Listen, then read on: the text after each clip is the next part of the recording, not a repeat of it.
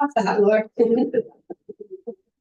Ladies and gentlemen, welcome to council for November 12th, 2024. It's a special council meeting for the budget. Call the meeting to order. I need a motion to accept the agenda. Moved by Gillis, second by Lay. Any issues or omissions? Seeing none, all those in favor? Any declaration of pecuniary interest in the general nature thereof? Seeing none. Now down to discussion items, and it's a 2025 budget deliberation. So, I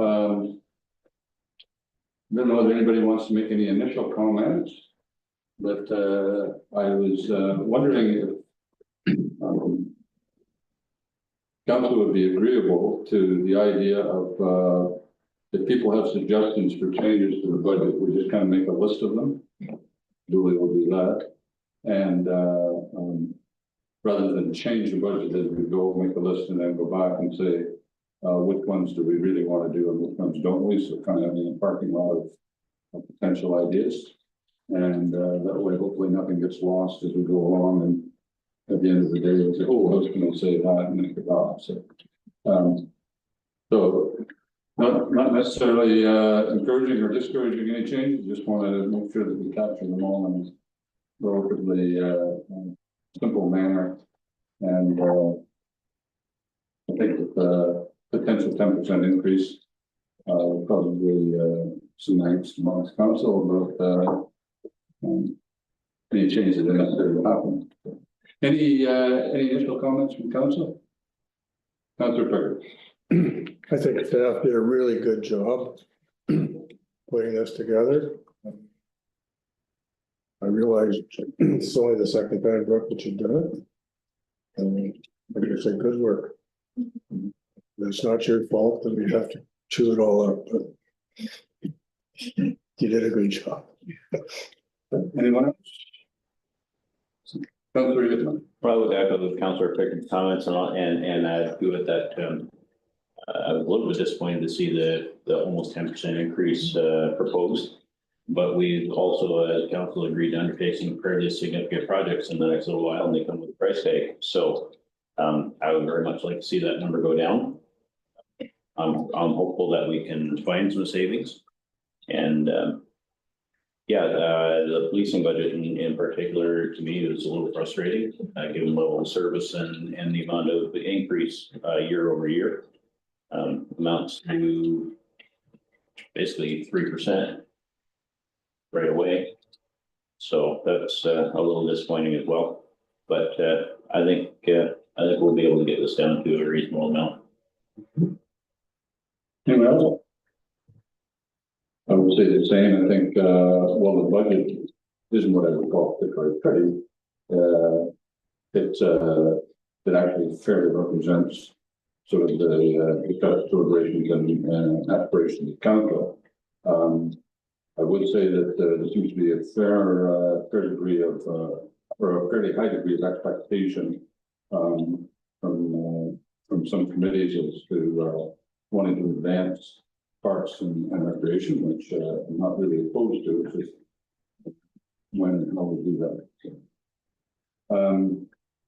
And just to remind council that each 1% tax levy is about $73,000.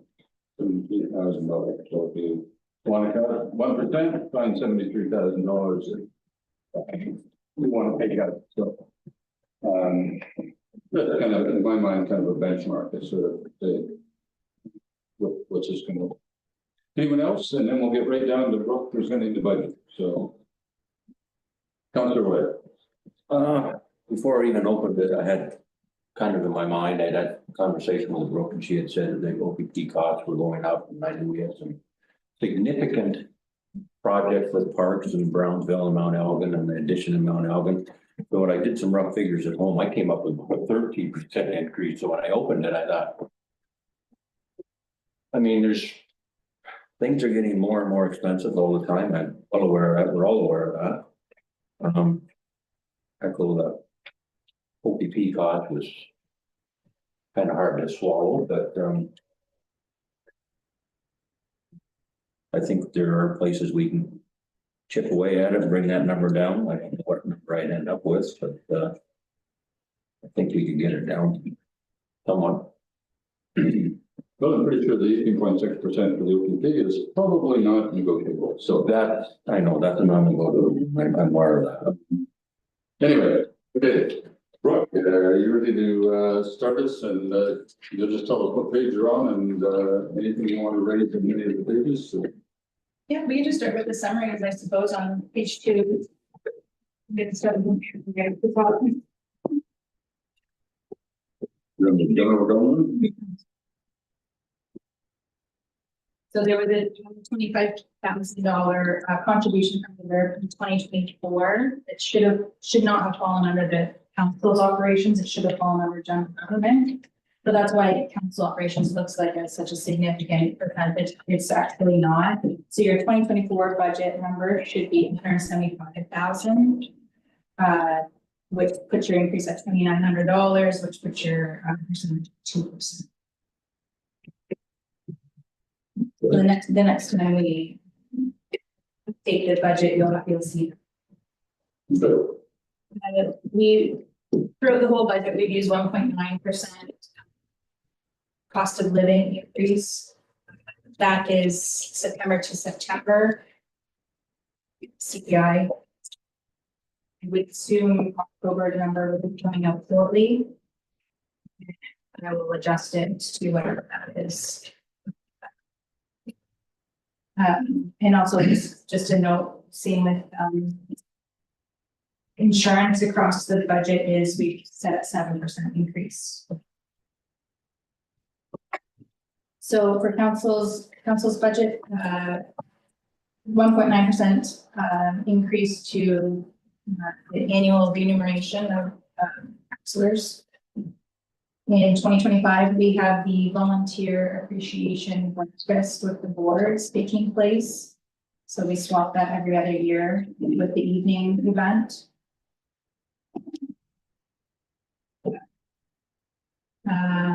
As far as council conferences go, that number did decrease. I wasn't aware of anyone attending anything other than the mayor attending. That should change.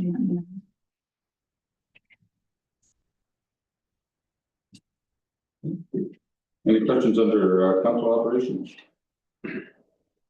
Seeing nothing, what is the general government side? Right. So again, cost of living for all wages under general government is 1.9% increase. Our benefits and sick expenses are, we use an estimate of 6 days. This is for employees sick plan to utilize. So once we record the wages, they fall under a different general ledger other than wages.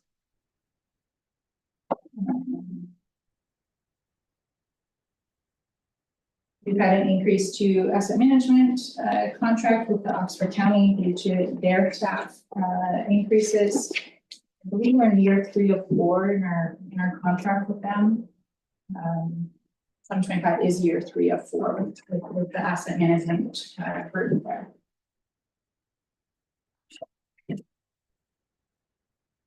Our professional services, which is all of our computer softwares, we do have an addition to that. Implementation of something called the decision support. That's an asset management planning tool. The lower tiers are all implementing it in 2025 with the county already having it, and they're kind of working through all the bugs at the moment. And then at some point in 2025, we are supposed to implement the program and start using it as a tool. So I have added it, anticipating us starting to utilize that. And grants being offered to community groups. In general, they've gone up a little bit across the list. And then Ingamo Homes is the only one that we did not hear.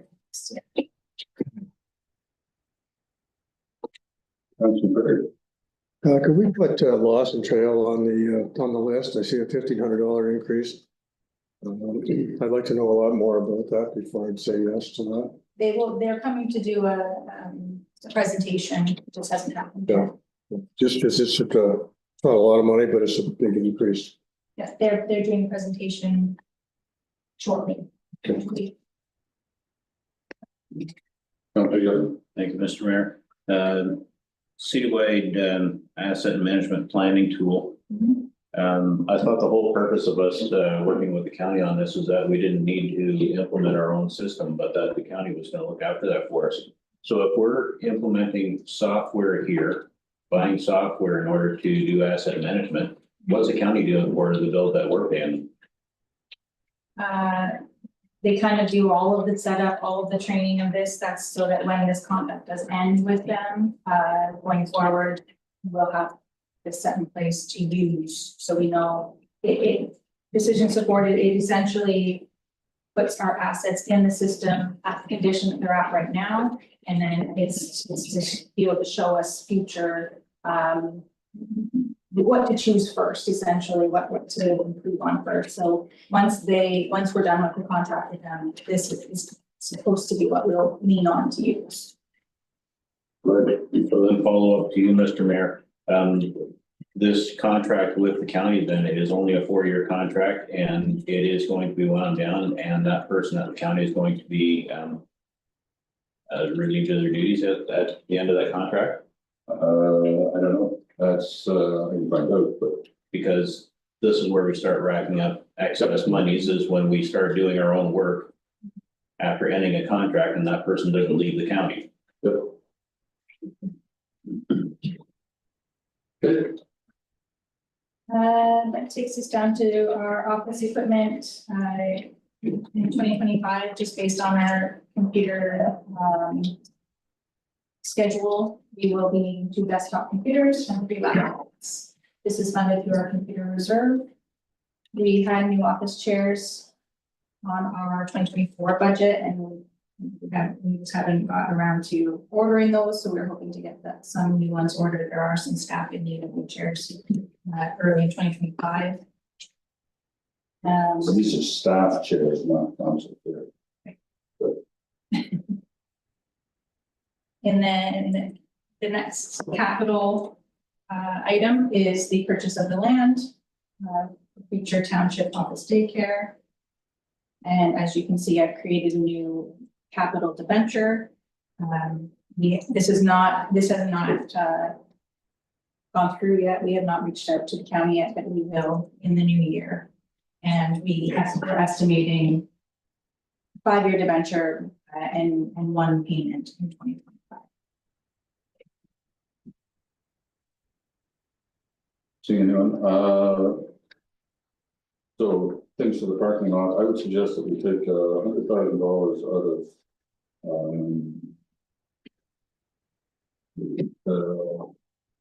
I remember the reserve, was like a working capital reserve. And reduce the debenture to 875 instead of 975. And then that's we have about $1.5 million in working capital. And well, we're going to need a significant portion of that to move forward with any project. If we got the 975 down under 900, it would easily fit into $200,000 a year payback over 5 years with interest. So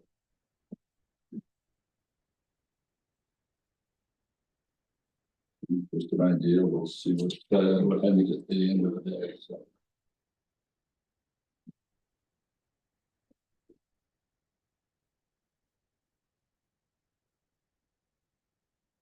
Anything further on that page? You want to do 4? Transfer from reserves. So contribution from reserves, 1 from the modernization reserve for the office chairs at $5,000, and the computer reserve will offset the new computer. Computers at $10,000, for a total of $15,000. So we have contribution from reserves from tax stabilization reserves of $150,000 for tax appeals.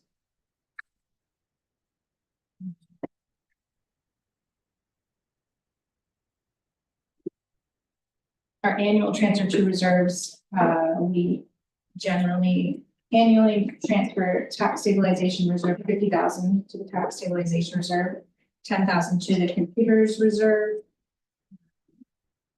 We have 0 going into working capital and 150,000 going into tax stabilization for future periods. Okay, so, under that one, I'm not opposed to putting money into tax stabilization, but we already know the major portion of the tax write-off for the last 10 years or whatever. That number's already established. And the reserves of 1.8 million, to take that money off, is about 1.3. I'm just wondering, at the end of the day, when we get to the end of the budget, rather than not put the money in reserve, we might also put it in and then take it out to stabilize taxes. But what I don't want to do is next year have to create a new account to increase capital reserves. I guess the other thing is, I don't actually, in my mind, know clearly how much we need for tax stabilization. And my guess is that we need somewhere around 100,000 a year. Or will in the future. But I'm not sure because of the one property at the north. And I'm not sure what the 5-year average is of stabilization over the rest of the tax write-offs. I don't know if the rest of the council remembers, but it seems to me it's 30 or 40,000. So I'm thinking if you have 1.5 million and you don't actually need it, the next go round for the property at the north, I suspect is a couple of years out. And we know that we have about 1 million, 1.3, 1.4 million. So I'm wondering if we actually need use it, or do we use the money for what for the other purpose that was intended to be stabilized back? Go ahead, Randall. Okay, so what isn't contained in this budget is any type of plan in regards to, it's not about tax stabilization directly for a potential new build. So there isn't any, anything within this budget. There is for the purchase of the land, but not for the actual build. So looking at that amount that we put in annually, that specific property, we may very well not need that amount of money moving forward. But we also haven't planned for the construction or process for construction of a future building in the next few years or whatever time frame it's going to be. Looking at a debenture quote that I received from Lynn Bugner at the county, we could be, depending on the amount of money that the structure or development costs, and no interest rates have dropped, that quote was around $500,000 a year for debenture payment for a large project. So we don't have any plan contained within this budget for that project. So if there, and I know council's focus is trying to drop that 9.9% amount down, and I'm not, but if there was a discussion about reducing the amount going into the tax reserve, it could also potentially be a discussion about putting a portion of some of those funds for future development of the site. Just as a comment. And under reserves, I have that question about what are we going to do about future potential future bidding? Because it isn't in the budget, I agree. Councilor Yellen. What if we were to take the land purchase price, like the amount that the 975, and factor in also an amount that we could roughly estimate what the construction is going to cost, and to measure the whole package over 10 years instead of 5? What does that look like?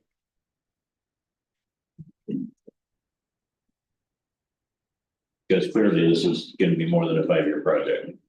Right, it's gonna last us more than 5 years, so could we debenture over 10? Just clarification. So are you talking about the entire building project over 10? And the land, So it would be more than $500,000 a year for 10 years. That could be 15. It would be that more than that. Depends on what number you're using for bill. Correct. $400 a square foot at 16,000 square feet. 6.5 million. And a million for the building, or a million for land. I get 7.5 times 5%. So So 150,000 a year in interest. And another 150,000 a year. It depends on what your debenture rate is.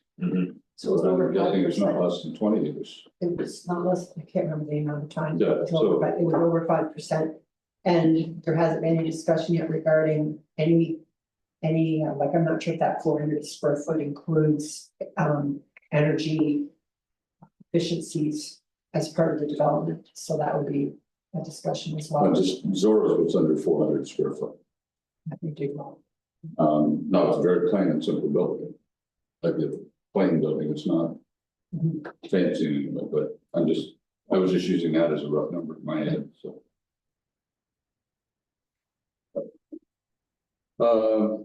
So noted, I would agree with you. I think we do want to, and that's one of the reasons why I wasn't really wanting to chomp too hard into working capital reserve. But I do think if we could reduce the initial payment from 975 to 875 or 900, it would $5,000 a year in interest for savings. You know, it's only $5,000, but I like 5,000. And it's a suggestion now. Mary Ellen's suggestion was add something for, you've got that, add something for building reserve. Okay. Go ahead, sorry, what? Kind of wandered off. Are you on page 5 now? That's where I'm.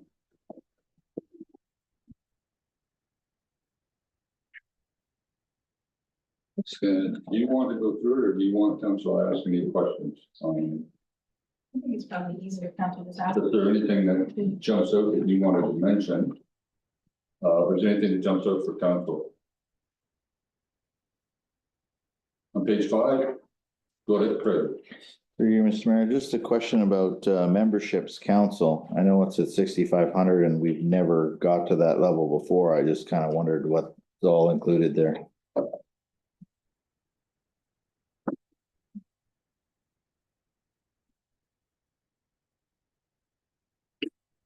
It's just the AMO membership, it's 6,500.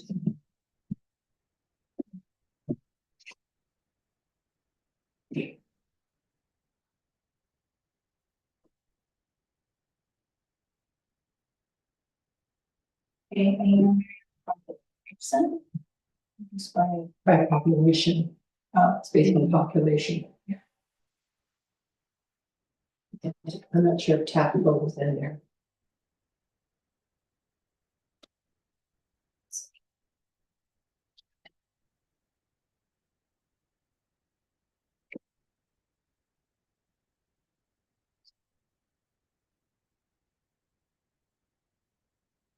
Anything else on that page? Well,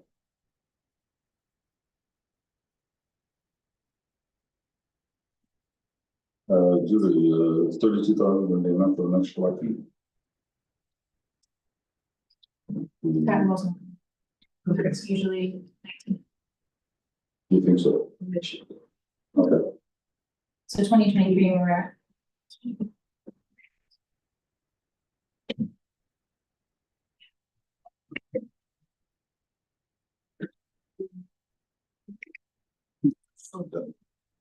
Are you, you're already at 65? Question, Craig? I know, We need 6,500 in there. Okay, all right. well, I was just looking at the historical numbers of going back, we raised it obviously there a year ago. But if you're saying there's more to come out there, it'll be closer to 5, but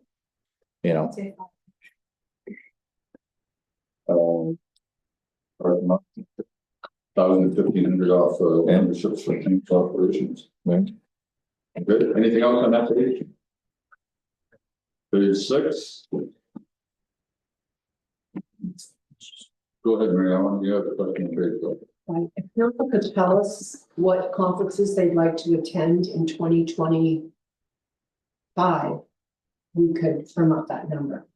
But So we have I was gonna go to Roma. Roma, we have Good Roads, and Emo. I think those are the only three. Anybody, Okay, so Not nobody seeing for any. Good Roads either? Paul's not here, so we better leave, Okay, I'll check. okay, I'm on page 6.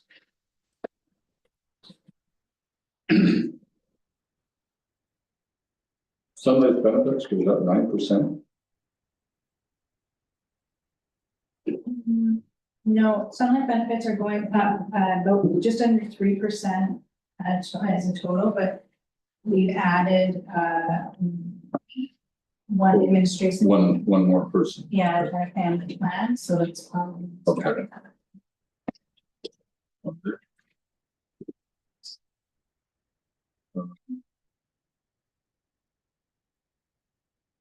General contracted out. is it asset management?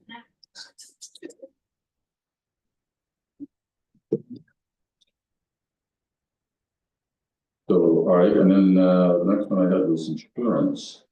It only shows us 4% increase here, but you said a 7% increase in that.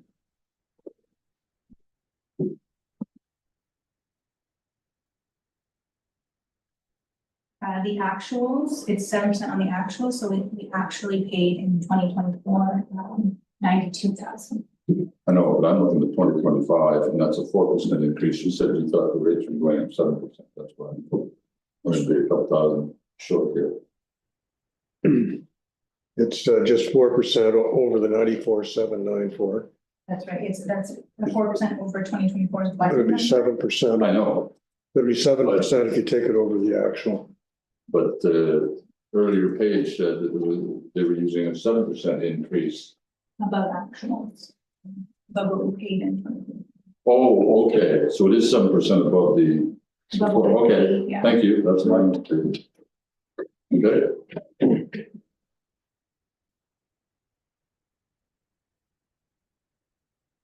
The question I was gonna ask was about this 88,000 for professional service, computers. Mhm. Just explain again how that got so high. So that is all of our computer softwares. The newest addition will be, this decision support called, through Citywide for asset management. So that's $9,000 for an implementation fee alone in 2025. So that's a one-time fee, and then going forward, we'll pay $4,000 for maintenance. So we'll have to pay both of those costs in 25. That should go back down at the very least by 9,000 next year. Okay. Anything else on page 6? Page 7?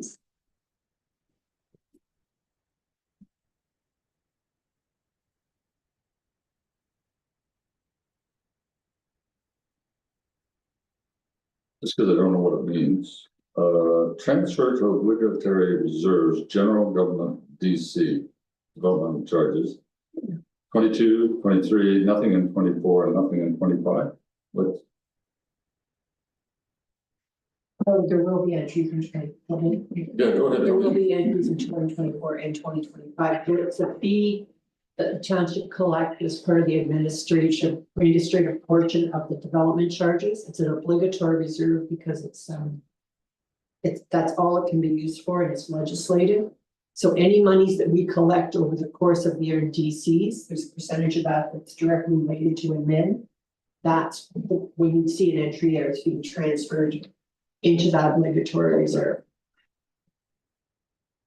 So we don't really have an estimate as to what we think we're going to get from DC, so we're not going to put it in because it's not, doesn't affect the bottom line of the budget anyway. No, you don't want it to impact the budget. Okay. Right, anything else on that page? Page 8.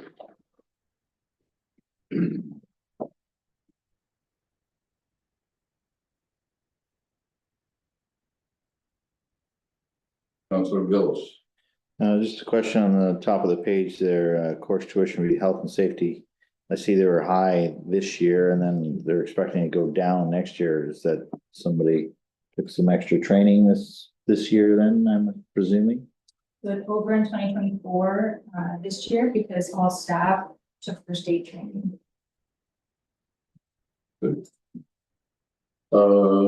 Under that same, traveling expenses, we don't have any mileage for whoever's driving around doing health and safety checks on, It's a township vehicle.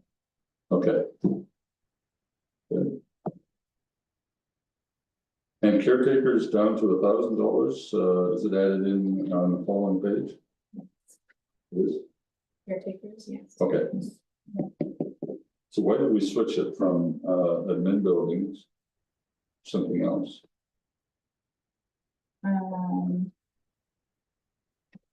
Because it was Sorry. 9,000, Sorry, it's because the caretaker for this building and the shop is now on our payroll. okay, We cut our contract with the contracted service outside.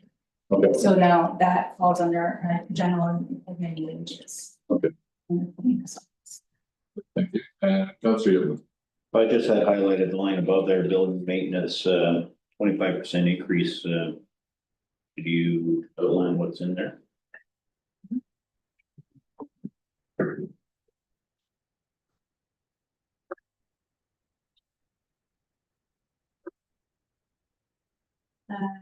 So water heater, rentals, line painting. Elevator license, we pay fee on license and elevator maintenance. We have alarm monitoring for this building. And many other general service contracts we have. Generally, heating, cooling, so.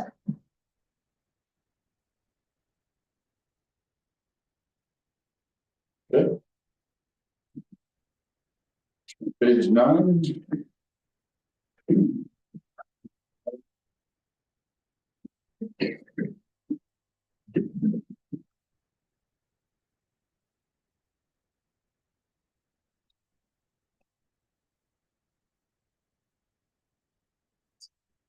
Okay, so last year we budgeted 780 for tax write-off.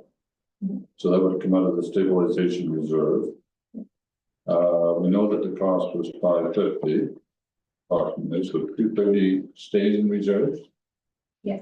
And we're budgeting 150.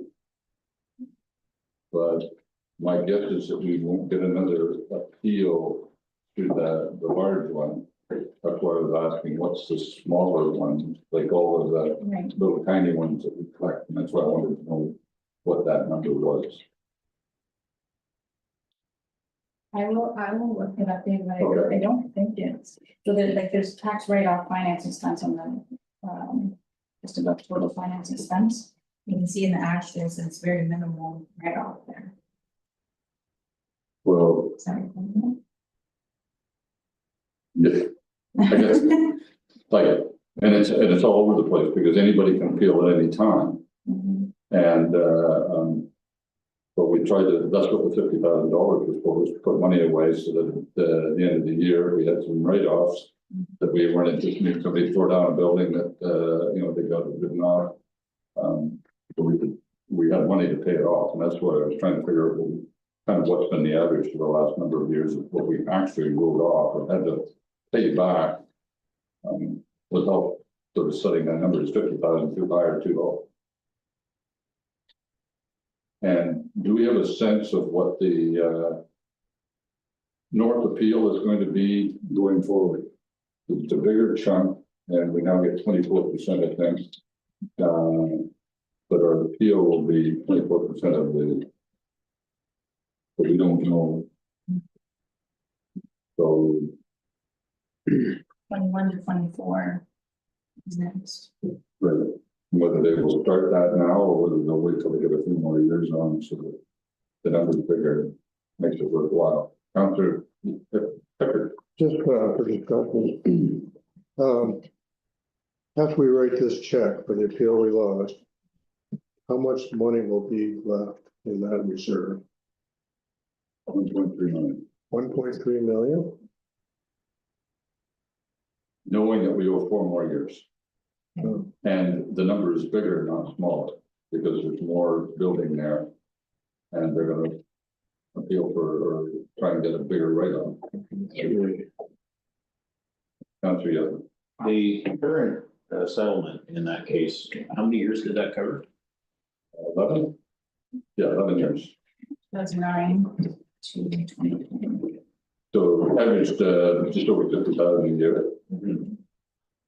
And so we had, I would say proactively, put more aside than we needed to because we had no idea where it was going to end up. And it's taken that up, that's why I say it. Just we don't put money aside, but it might be a year we could take money out of that to stabilize taxes, which is the other purpose of that. But again, that's the end of the discussion we have in the beginning again, so. Because it's collectively, excuse me, historically, we collected 50,000 here and 150,000 here, 150,000 for the one, the 50,000 for everybody else. And I bet some years 50,000 is not, but other years is way too much. We don't, at least the council doesn't see very many appeals or write-offs where somebody can't pay it back.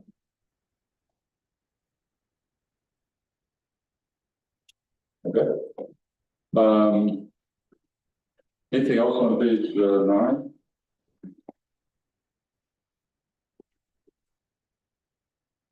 Okay, so we're in the health services. Order, please.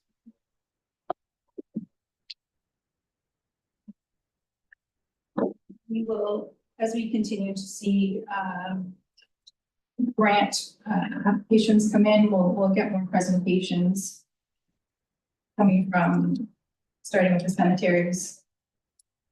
As far as I know, Mount Alvin Cemetery will lower their grant request back down to 6,000 because in 2024, we had increased it due to some trees coming down the cemetery and the drainage issue. I have put it back to 6,000.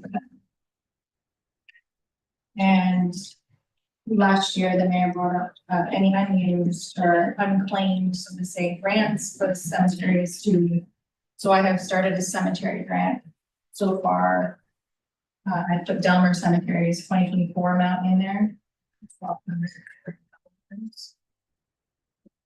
And Sweeper Cemetery, so we'll see what happens in 2025.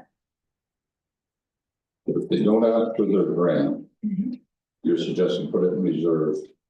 Is that in case they do ask for it, or so that we're able to fund some extraordinary expense in the future? I did that your suggestion last year's budget. So, any questions or comments on that?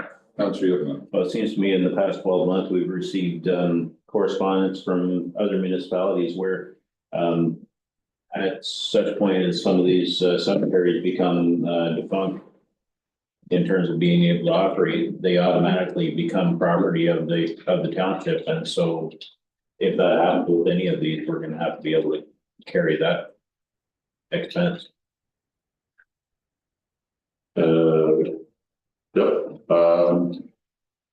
Fortunately, all of these cemeteries are still active working cemeteries, so they all still have plots for sale. And theoretically have a source of income. The problem is that the source of income isn't as much as their expenses for some of them. when we started the Drive on Summit Place. Knowing that the municipality can end up owning them. At that point, the municipal council has the ability to close them completely, fence them off, plant them in the trees and leave them alone. So. So theoretically. You don't have to do anything. I mean, you spend some money up front, but after that.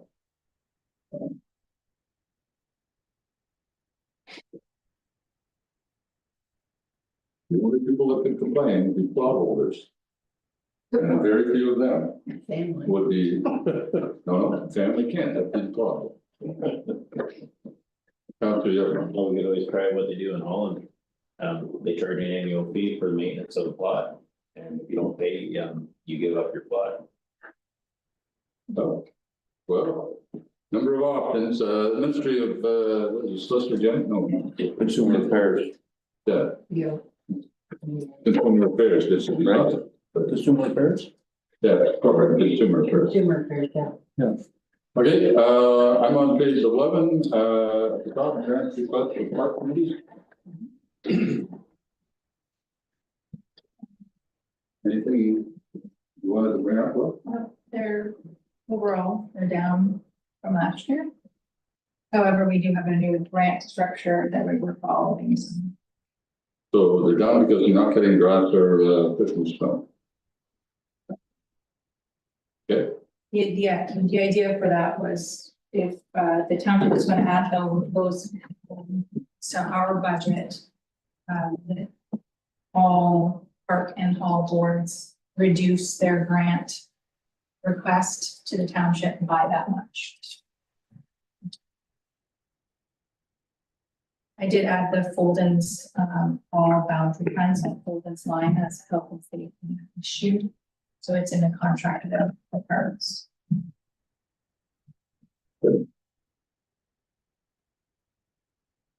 maybe halls and museums, we haven't seen the museum budget, really that comes at our next month. She's coming next Tuesday night, I believe. We'll be passed tomorrow night by the board of directors and then she'll present it on Tuesday night. I believe, is she not passed yet? I'll have to check. I'll remind her tomorrow, we'll remind her tomorrow night, but I'm pretty sure she said that, she would come to Yeah, the night meeting.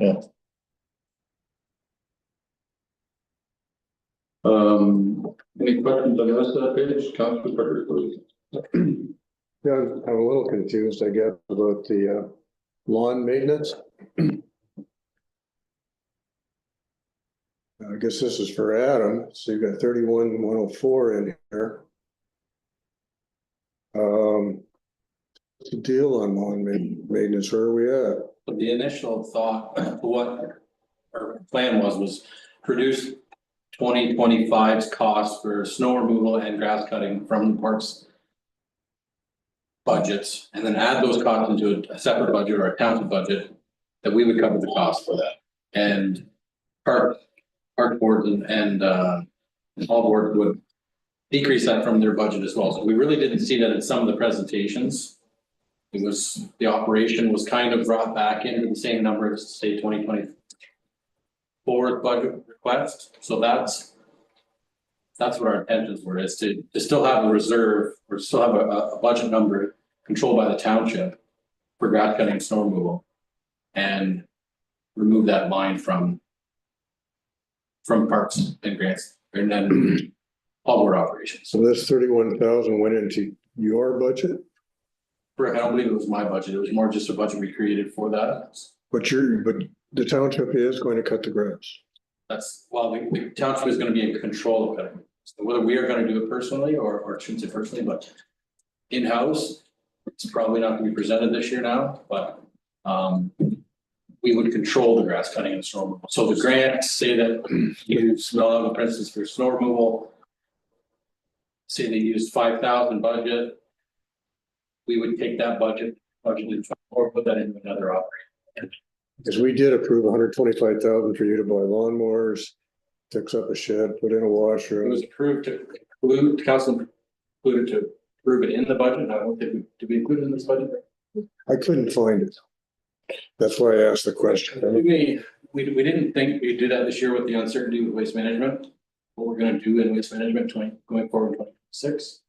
So we did it this year. So my intentions are just to do a 1 year contract for grass cutting with the optional of 2 additional 1 years. So we can write that into our contract, because our contract will this year.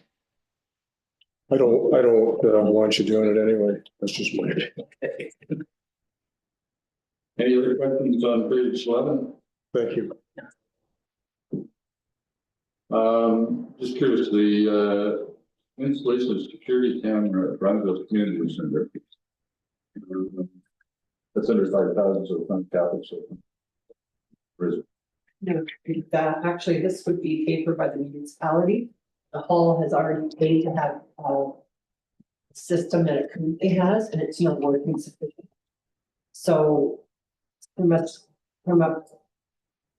my perspective, looking at our upcoming review of terms of reference for hall parks and recreation, I thought that it would be more reasonable, as opposed to paying for a system twice, that the cost of security should be paid by the municipality in moving forward. As far as outside, not the security systems for inside the building, but to try to preclude vandalism, et cetera, from the building, swings, park areas, et cetera. So we did get a quote for what it would cost to do that at Brownsville Hall.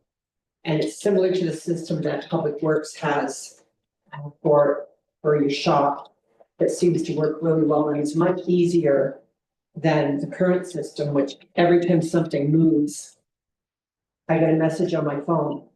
Could be a bird, could be, you get hundreds of messages, and it's got absolutely nothing to do with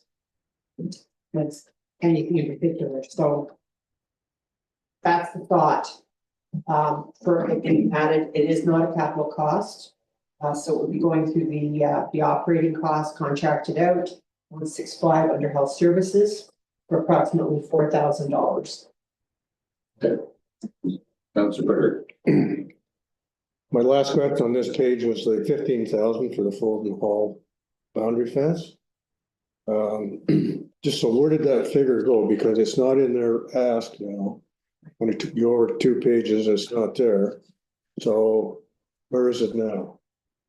So it's under contracted out under health services, because it's a health and safety concern, it's become a township cost.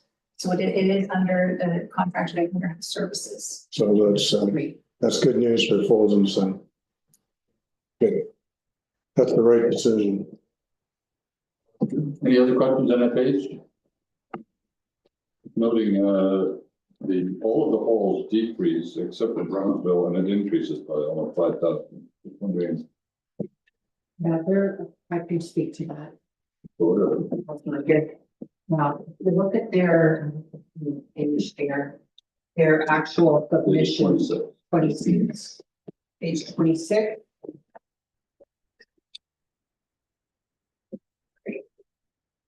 They're consistently, they have been over budget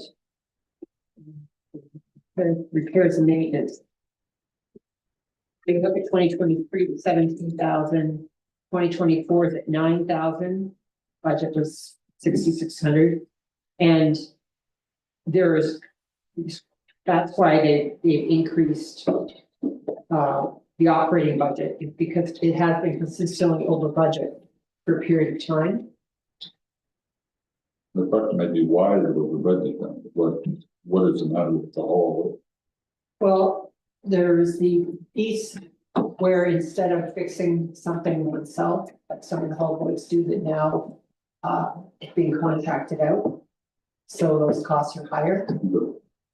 So there is an impact as far as that's concerned. And some of the boards are more reliant on their volunteers than others for getting things done based on their membership and the number of people and availability. Good. I'm on page 12.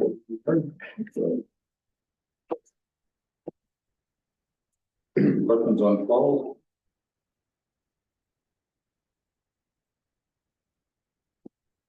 We have a new grant request from Cedar Manor this year, that's. new. I don't remember them coming in, did they? Not yet. Okay. We haven't seen the one. Councillor Yitman and Councillor Pepper. I think we need to put that one on your list to be discussed. Councillor Pepper, you want to say? Well, in simple terms, you can't put $125,000 in a budget into reserves every year and then come along and try to take 773 or 37,000 out. Just doesn't work. So we've got to take a very mean approach to this. We can't afford, excuse me, we can't afford the majority of this. So we've got to have a discussion whether you want to do it tonight or you want to have it another meeting, but it's not affordable. This is going to use up all our reserves. We've got a lot of other projects on the go with fiber optics. We've got to do the land swap with Graydon. It's $130,000. We're starting to put money away now for new building. These requests are out of control. And we just cannot afford to do all this. You can't put 125,000 a year away and take 3 or 4 times out of it. Not sustainable. There's one line in here where we're take capital rec and parks. There's the figure is 918,000. We add it all up. Can't do it. So we have currently 336,000 in reserves. 125,000 puts us at 461,000. And you have the request for more than. We have a request for 737,000. So the 2 ways of doing it. One would be to increase the put in reserves by $300,000 or $400,000 a year, $200,000 a year, I guess would be. The other would be lowering our expectations. Well, you have to lower expectations because you can't go on like this. So you got to look at these lists and say, what is important? What is needed? There's lots of wants here, but what are the real needs? And that's the way I'd like to approach this. If it's needed, we go for it. If it's something that would be nice to have or want, we can't do it. We put a lot of money into our parks and halls now. And this just can't be done. So I have no idea how to go about it, but I think at some point we've got to go through each one of these and say, is it needed? I can leave the charge on that. Mount Elgin Rec is listed there as 150,000. Mary Ellen, the application you put in for the government grant for that project, is that the full estimate of the project, or is that our half? No, so based on the grant application went to stream 1 was 135,000. That's the grant we're asking for. 135,000 up to 150. But that grant was 50% cost share, correct? Well, it depends what section you were looking at. There was a higher, there was a section that was higher. So that's the one I put in for. So if we were to, and it's gonna be stretch, we think we may get that 135. If we were to get the 135, that would leave 50,000. That would be 75-25. So that 150,000 essentially could come out of this list right out. If we're not gonna get to grant. Yeah. The wording here is that such that the project doesn't move forward. So I read that. So, The other thing is this, 225,000 for playground equipment. I realize that could be just 125. If they get the, Trillium grant. So my question is, do they need new playground equipment in Brownsville? Well, The composite structure in Brownsville was installed in 1995. So the composite structure is not in good shape, so that's more complex with the slides and everything like that. There was also the swings. 2006. I'd have to look back, because. So the new hall was built in 2010, and maybe that'll help me track it. So the new hall was built in 2010. It was a period a few years after that there was new playground equipment that went in. But the composite structure's been there since 95. There was a club, quite an active recreation committee in that community that fundraised for that composite structure. So Brownsville is looking at shifting that playground from the front of the building to the rear. If this is redeveloped. And looking at doing rubber matting, which has been done at some of the other parks, etc. But this has been on their capital forecast. I think 200,000's been on their capital forecast over the last few years. Moving forward with it coming into 2025 as capital cost. But they also have another one in here too, which is 50,000 during the parking lot. So anyway, if the Trillium grant is not approved, then the project, unless there's other funds available, will not get done. if it is approved, though, there's $125,000 bill looking at us. Of which 95,000 belong to the township. Right, correct. 250. What we're asking, and maybe for Adam, do we have any parks other than Hilltop that have the rubber matting in now? Salford has a piece. Piece. Yeah, some of it in Salford does. The main playground in Salford does. Okay, The swings do not. I'm wondering how long is it gonna stand up for, like, it's very expensive. It is very expensive. They say depending on usage, but you should see 20 years out of it, 18 to 20 years for park. To see the one in Ingersoll, is breaking up in spots. Yeah, I wonder if that's from the edges out, or edges in kind of a thing, because there's no Yeah. border around it. Meligan one, we did a cement border, a concrete border around it, to try and hold everything in, so we're hoping 18 to 20 years. Okay. And that's maintenance free essentially, like there's no Yeah. additional wood chips or anything like that. So, Councilor Fricker, you raised the question of, what are we gonna do about the $600,000-700,000 shortfall? Are you suggesting that's on the parking lot list and we'll go back and do a more deep dive into, Well, or we do you have, wanna start cutting now? no, we haven't talked to Brownsville, we haven't talked to Mount Elgin. And I think we have to have, when they're here, we'll have a conversation. But I do think this goes on the parking lot, as does the, the 50,000 for the parking lot. If you leave it in, we're in trouble.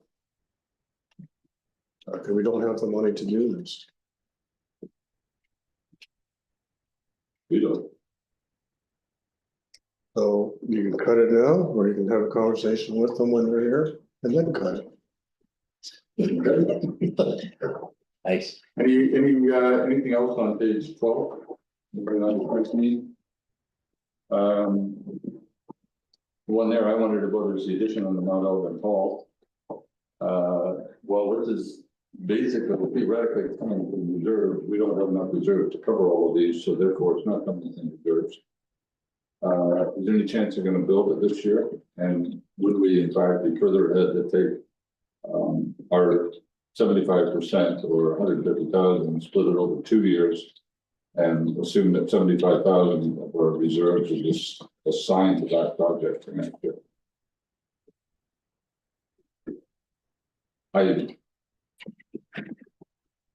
$150,000 for one project and for one building is It's actually a little over 200,000, I think they want. Sounds like a lot of money for 1 year, Yeah, so, okay, but correct me if I'm wrong. Mhm. 2024, did Mount Elgin have any capital projects in 2024? That they applied for? Digital sign. Oh, no, that was 23. 23. yeah, I don't think they did. I think they were, holding off on. Yeah, so I think that they're like being at the meeting when they were talking about 2024. That there was an indication that they were, that the big project they were looking at is the addition and they weren't going to put anything in 2024, knowing that they were gonna have a big ask in 2025. Just as background information.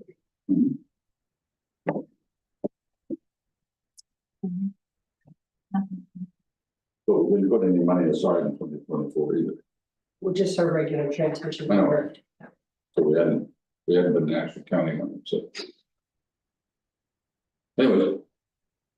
What do you want to do on there? I'm suggesting if we could split it over 2 years, it probably would be awfully helpful.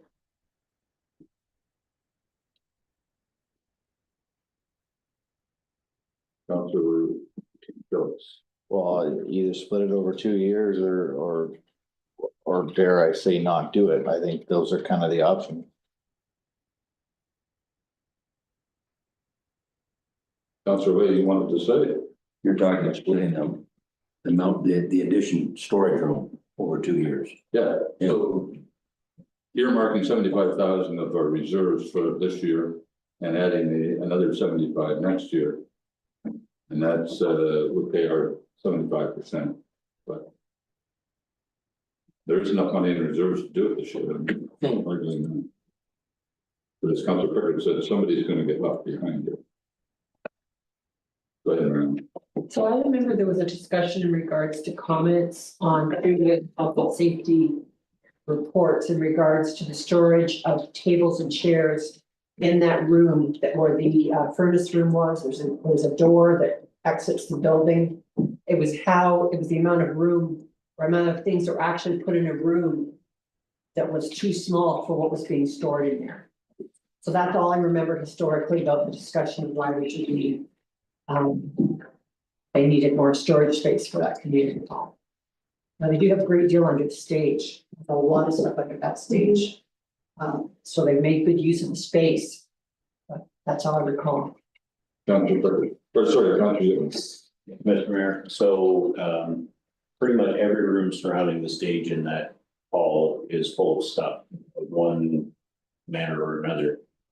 So we had done some preliminary measurements a year and a bit ago and determined that we needed 600 square feet just to get some of those rooms back from being storage, including the janitor's room, which is used as partial storage as well for more than just cleaning supplies, etc. So, and then at the time, we also had some sensitive equipment in terms of the township sound system that was being left there. And we determined that that might be better put into a more secure location. And as Mary Ellen talked about, the current table and chair storage room has an exit door on the far end of it, which is not accessible by anyone really because it's stacked full in front of there. So that's where the number came from. I don't think we've had any engineers' estimates as to what the addition would look like or what it would cost, but.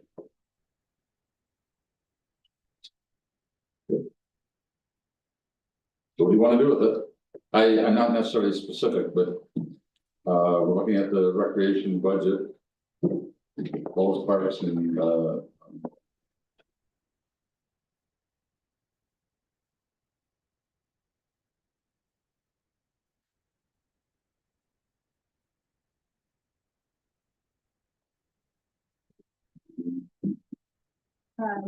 Just going back to the grant request for operating costs for every, for all of the boards and parks, public and parks. I just want to stress that the reason we put money into the health services budget to cover those significant costs, of the snow removal and lawn maintenance. I think you should just really look at and watch that each board is reducing their operating by that much, because it's still in, under the township's budget. And, I mean, unless they have some significant repair, I think it needs to be done, but if you look at the 2024 numbers versus the 2025, there's not a big difference, yet we're still adding the cost of those services under health services. So reducing their operating grants by those line items in their budgets. Some have, but some haven't. Councillor Whitman. I just quick jumped ahead and looked at the 5-year capital plan for Mount Allison Hall Board and what was presented here as well. So there is nothing in the 5-year capital plan going forward beyond the building expansion. So if we wanted to divide it over 2 years, I think that probably would not upset too many other plans at this point in time. Councillor Berry. Just to follow up, do they have their 25%? Yes. We haven't seen it. They haven't presented to council yet. Being for the 200? Yeah, they're paying 25% of the 200. Yeah, so it'd be 50 then. Yeah.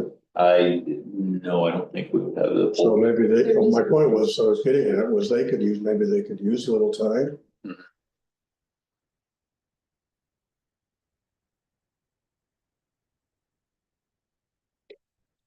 I would say divide it over 2 years. The expense in 26. So that's another project then. Anything else? I know I'm on page four, there was something. I'd like to ask about the parking lot paving in Brownsville. What's that all about? Anybody have We're that? not talking about paving, we're talking about ripping out the wall between the parking lot that's paved and the pavilion. Yeah, I believe that was the request of the committee. Correct me if I'm wrong, Mayor, because they wanted to connect the two paved parking, correct? Yeah, Now, I don't know where the 50,000 figure came. I didn't. I wasn't at, I was there for the initial meeting when we talked about the playground equipment, but the next meeting I missed, the 50 was added in. So I don't know the detail behind that. Go ahead, Julie. I was at that meeting and it was just an estimate to do the grading portion of it. Like to remove and. Moving topsoil, putting in gravel. Yes. And it was an estimate. that we came up with. I mean, I could certainly give an estimate. I think just right off the bat, I believe 50,000 is very generous, but that's very high. So, but I mean, if it's council's wishes and township staff at the time to do it, I could definitely.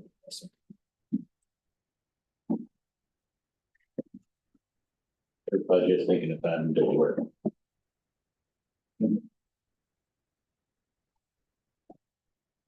I guess the question I'd ask is, how often do you need that extra parking? Like, I don't know how many spaces you have now as compared to the capacity of the building. And how often then do they need the extra parking?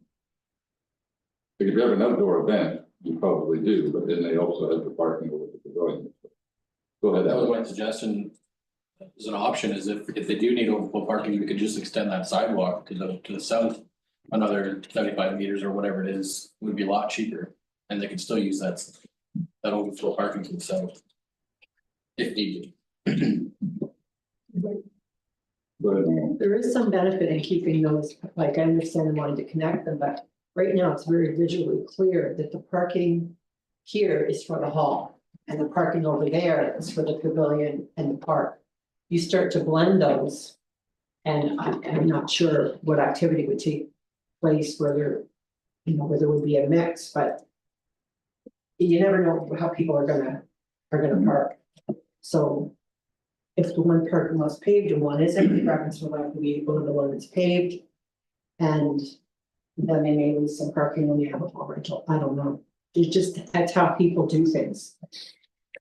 I'd like to see us put it on the list, and when Paul's here, we can ask him. I'd also like to ask about this work in Salford. 10,000 on that shed. I don't think that shed's worth 10,000. It's kind of an old building. I guess you're gonna spend 10,000 on it.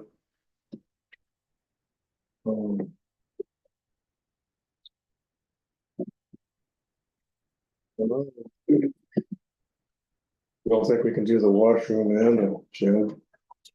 Shed's not used very much. It isn't. Totally agree with you. I think you could build a shed for 10,000.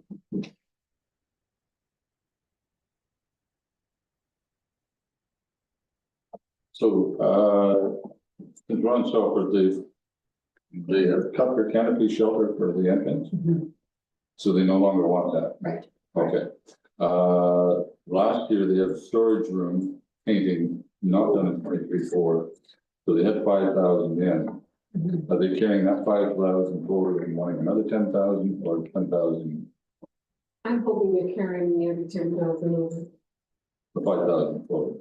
Okay. And then they have revamped the shack, same thing, 5,000, are they carrying that forward?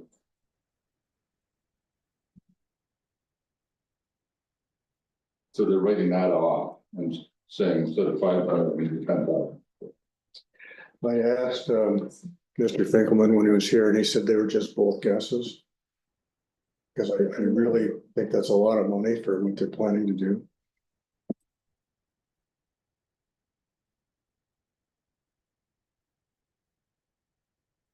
So definitely, I'm sorry, But I was just going to say, definitely the peroxide water system, that's needed.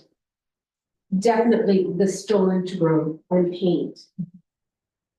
That is needed. You think the storage room would cost 10,000 to pay? Well, you know, I don't know. I really don't know. I don't know the cost of things, and I do believe it was an estimate. Well, he said he wasn't sure, he just Yeah. wanted to put enough in to cover it. If we decide to lower it, fine, but it desperately needs to get done. it's not insulated either, is it? No, it's not. So it probably should be insulated.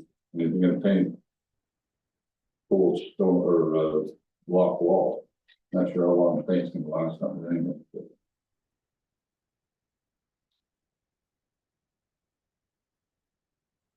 But it's just cement block structure on the other side of the brick wall, so.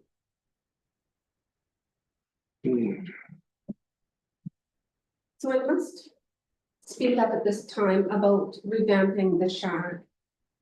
It is in shabby condition, it truly is. However, the only time that I think that the committee uses it, the committee itself, the whole board, is when we have an outside event. Now, it used to be used all the time for ball. Then we've been storing our ball equipment in there, but it's getting a little obsolete. So that's just my word on this, the shack. It's there.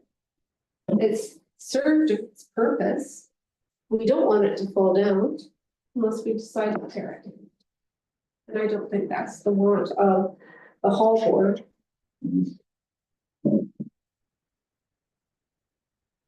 But 10,000, you think it's too high? Reduce it. What you think we might need. Well, I don't know, So we've got that down as another question. Interior framing versus the shack. Good. The brook, we kind of wandered away. Where are we on? What page are you on? We're still on 13. Pardon? We're still on 13. Okay. Anything on 13? 14?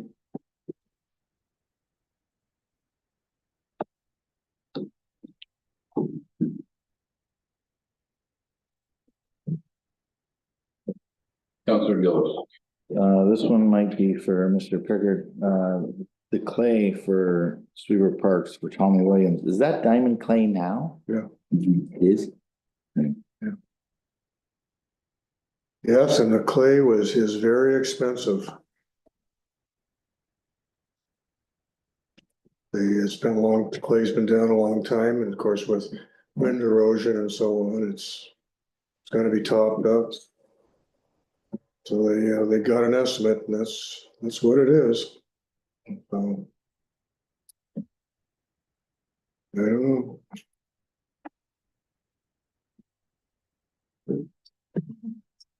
Go ahead, Laura. The museum, when Stephanie, to present, you'll hear from her regarding the barn concrete floor. She sent today what she had anticipated to receive from the ASAP grant. And so the actual township cost will be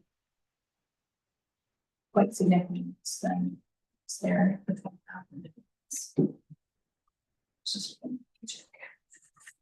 So she got a grant. So they get, yeah, they get a grant.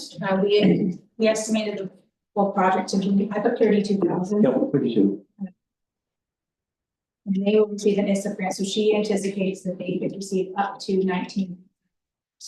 So all the initial costs of the project will go through the township. We will pay for everything. They will then pay their 20% of that. And then once we receive ISSA funding, once the museum receives it, they will pay us back our 70% of the 19. So that's a decrease. The 1932 is still 13,000, so to 16,000. But then I didn't take into account the grant. So she didn't have any figures for me, but she sent them to me today, so. So 75% of the 19 will be 14. So 13,000. Then 75% of that is about 3,250. So that means our share is 9,550.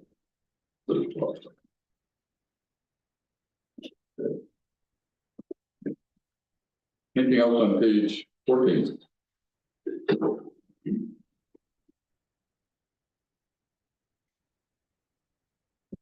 So then the breakdown is on 15 and on.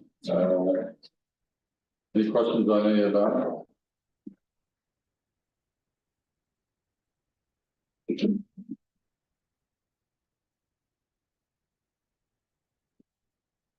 Well, I questioned the parks equipment capital park, 424,000, so we've already done that. Through that figure, Yeah, so that we figure, haven't made any decisions, but you know, we're- that figure is being challenged. anything else on 15? Page 16. Starting the newest contract or community halls and museums, significant increase to 94,420. Is that lawn cutting and, or is that? that's our new position of Okay, facilities technician. Yep. As well as any caretakers for facilities. and the 45,000 down under contract of community halls and museums. So is it split between the two of those, that one position? This contract of it. Yes.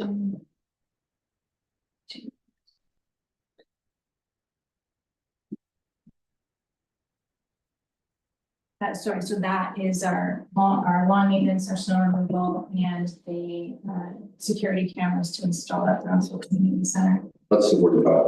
Yeah. Okay.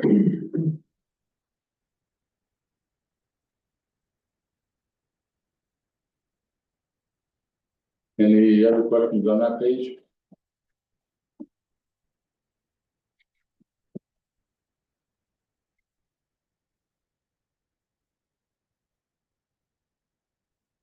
None, I'm on page 17 then. 17, that's where I got the figure of 918,000. Capital recreation expenditures, that's where seems to me that's where the rubber hits the pavement when you see that figure. And that's the figure we can't afford. Well, that's why you're elected, is to make the decisions on what you can afford, so.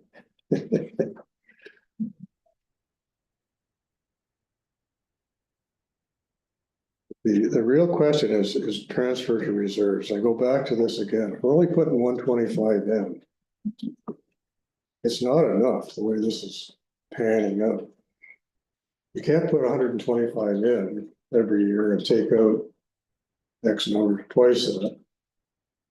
So So, you're suggesting we change that number? well, Add that to your parking lot. are we putting enough in reserves for recreation? Based on what we're seeing before us, we're not putting near enough. But then we can't afford to put it. Councillor Gill. We did increase that number last year, did we not? Yes, we We did, did. 150, but Yeah. you see it's back to 125 again. Yeah. I wonder why it come down. We increased it when we received, we got a word of the. Say, Well, that's really, there are other reasons. thing, received USIP funding that there was more, it was more than we originally budgeted for, so we put it. The rec reserve, okay. So, yeah. So, it's on the list here, do we increase, back to the 150? Okay. Sorry, we're on the 15, 16, 17, So what page number? Okay, okay, on page 17.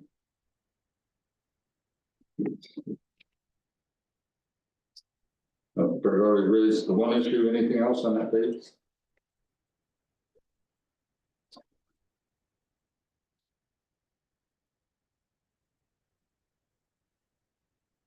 Suggest we skip the Beach Grove Museum page, since they're not here. We haven't had one for a whole have we? No, no, So I would suggest we skip that. Durham Hall has been in. Any further discussion on Durham Hall?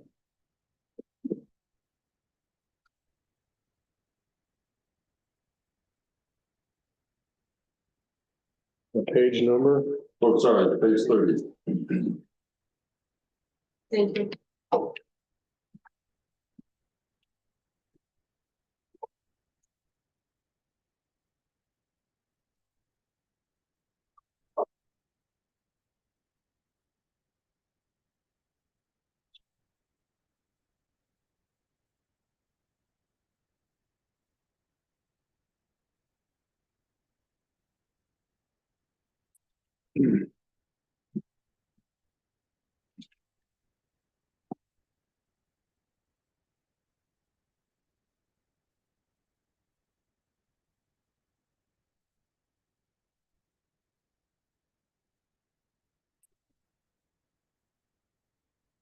So this is the case where they have basically subtracted the snow and ground cutting, take the 86, knock off 36, you're back to 5,000, and their budget request 57. Only within, anything on that? Their request for capital is around signage on the other side and the resurfacing coverage.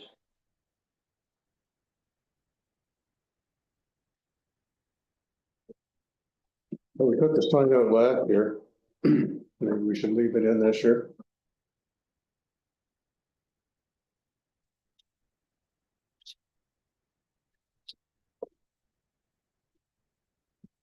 Councillor Yipman. I think it's quite likely that the bill might not come that high either. We don't know for sure. We haven't gotten any actual quotes on it. What kind of sign are they looking for? Something very basic, not backlit, not digital, anything like that. Probably a signboard, possibly, well, most likely mounted to the wall, maybe perpendicular to the wall, so it hangs out away from the building a little bit. Or maybe even just flat mounted to the wall, that kind of thing. Something in keeping with the age of the building.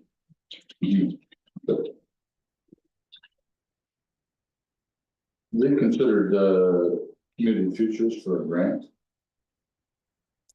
So, Because they give a grant to the Beachville Museum for the sign when they had that new sign 20 years ago, whatever, we put that sign up and at the museum 20 years ago. We thought right time, but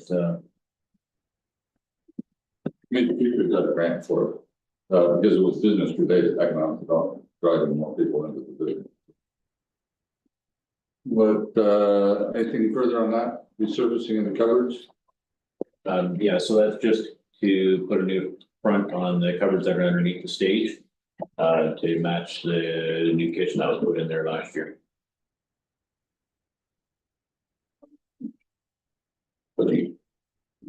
You're gonna take the cupboard doors off and take it to a cabinet place and have them redo them and put them back on to match? Is that what you're doing? I think they're gonna eliminate some drawers that are in there now and just put doors on instead. And so there's probably gonna be some new doors go in there.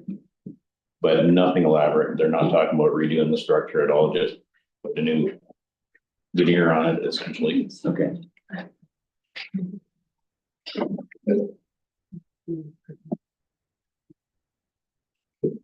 You're ridiculous with that, not this year, right? Okay, Hilltop Park. I think we have a report from them. You did.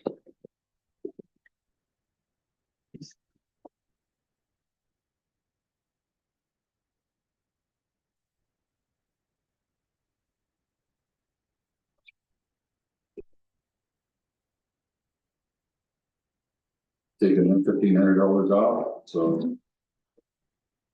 The volleyball courts. That's their request for the year.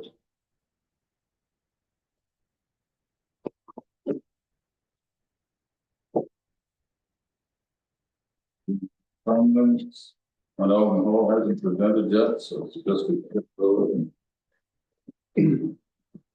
Go ahead, Councilor Baker. This, well, we're on Hilltop. All right.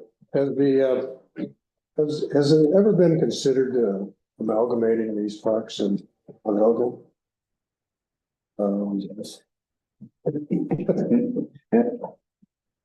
It hasn't, sorry, it had been considered, but it really wasn't received by some of the members of the top.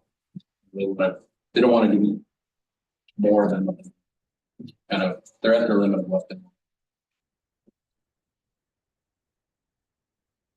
We got a new park coming on board there too, and we're gonna be looking for another committee. We end up 3 parks and 3 committees. But we used to have 3 in Sugar too. We amalgamated them. I know, but we used to have 3. So. Yeah. I'm not Elgin Rec. I think we asked the question, they said they'd rather not. So I think we leave it at that for a while. Not Elgin Rec. They haven't presented. We haven't presented yet, and you can pencil me in any kind of presentation for that. They have the next meeting, so we're at Salford and they have presented.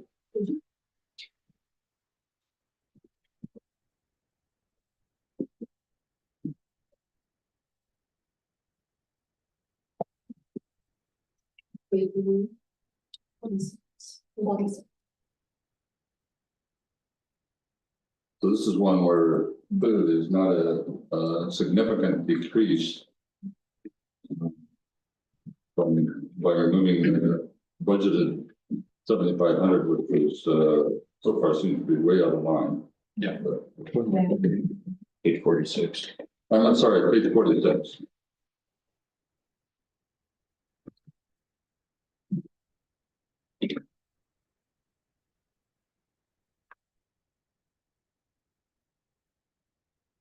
Maybe Valley can help me understand. They got 5,000 down every year for the water system. Oh, no, that's heating. Sorry, I'm reading. They have their capital projects in there, which I think must be an error. 6875 for capital.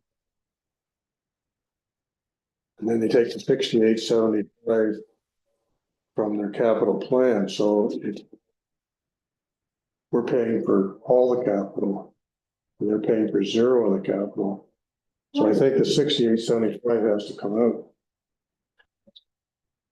You turn the page is quite clear. Yeah.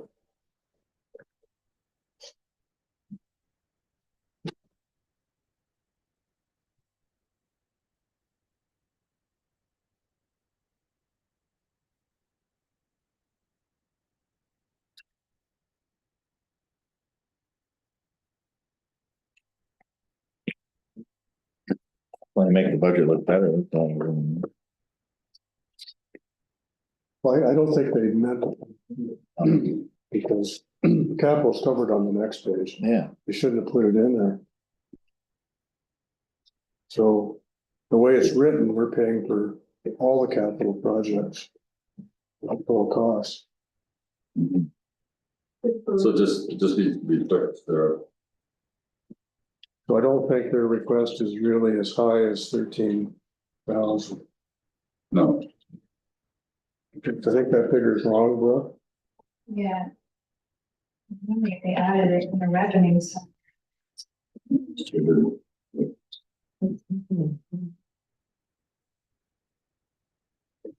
the request for a grant, though, if you compare it to last year, where they had, what is the number for snow removal and grass, like 6,000.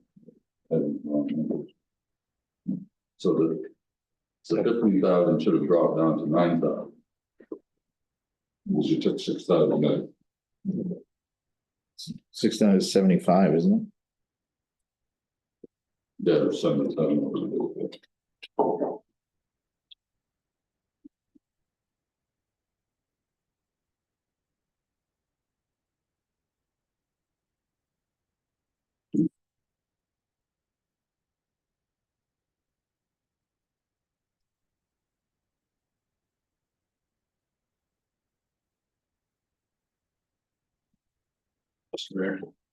Go ahead, Senator.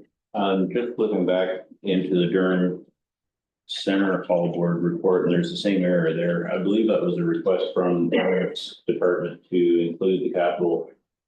The committee's part of the capital cost of the projects on the actual budget sheet. So if you look on the Durham Center on page 30, we have 2,500 in there for it's on one right here, donation project. And that 2,500 is represented on the next year as a 5-year capital plan as well. I think it was, the intention was if the cost of the capital project is added and under expense, you should be adding it under revenue as to where it's coming from. It should just be an offset.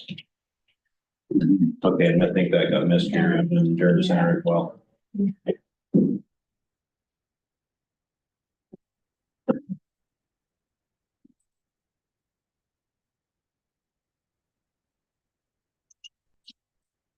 Page 30.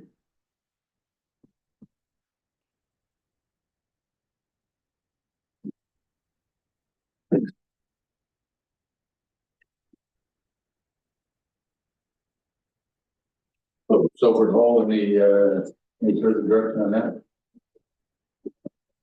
The numbers need to be, adjusted.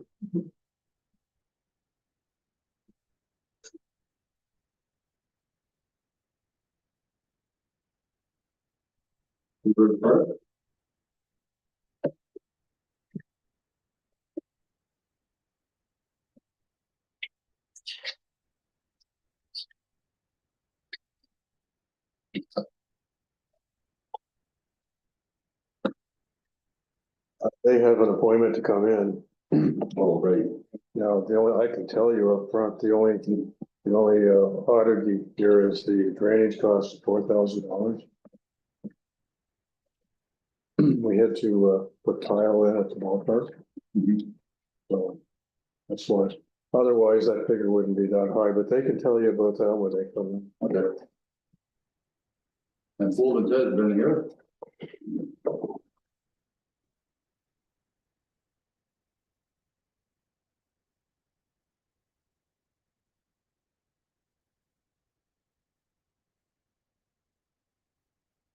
Subtracted their snow and basically the same budget. Yep.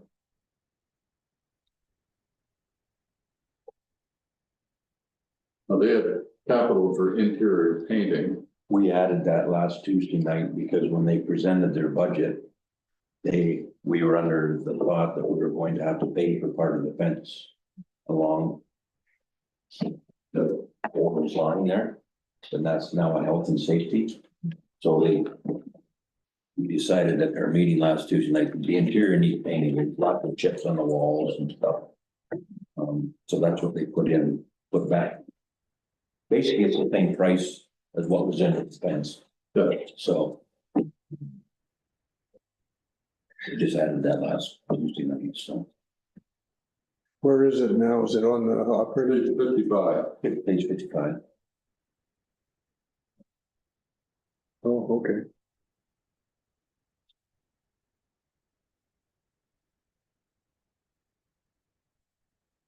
Been a lot of times since the building was painted. The last time was painted, Mitch, myself, Coila. We did a lot of it ourselves. I don't know if we want to do that. Why not? It started out that we thought we'd get it done fairly quick, but once we got painting and fine tuning, it turned into quite a long project. Yeah, so. Councillor, yeah. But originally, Bolton's was planning on putting in the fence this year, or like in 25, right? So Yes, the that painting- became a health and safety issue. Yeah, I realize that, but then the painting was gonna wait until 26. No, the painting was just added. Because I got an email from the, oh, is there something that you'd want to put in 2025 since the fence isn't gonna be part of that? But I mean, essentially, our expenditure becomes double what we had planned for on Bolton's for the next year. After we just put in 60,000, I think, for last year. I told them that in the past, and in my eyes, we've been very blessed in Folden's getting stuff done. I kind of agree. It has to come out, I think, because we're doing the fence and another budget, but also when we approved that money last year for the walking trail, I think it was just Councillor Gillis made it very clear that maybe they should calm down on the request for the next couple of years. It doesn't sound like. I recall very clearly saying that. Way to pass the buck. I'll make you the bad guy this time. Okay. On a positive, I'm just gonna say, on a positive note, we budgeted 72 and the fence, the walking path came in at 50. Yeah, I see that. So that was. Good, yeah. So, you can take it out. I mean, it isn't falling off and chipping, but there are poor people. It's on the list for, parking lot, so. Yeah. Okay, I'm now, on page 58. The health services capital. And this is where, all of these numbers kind of come to, rest, so.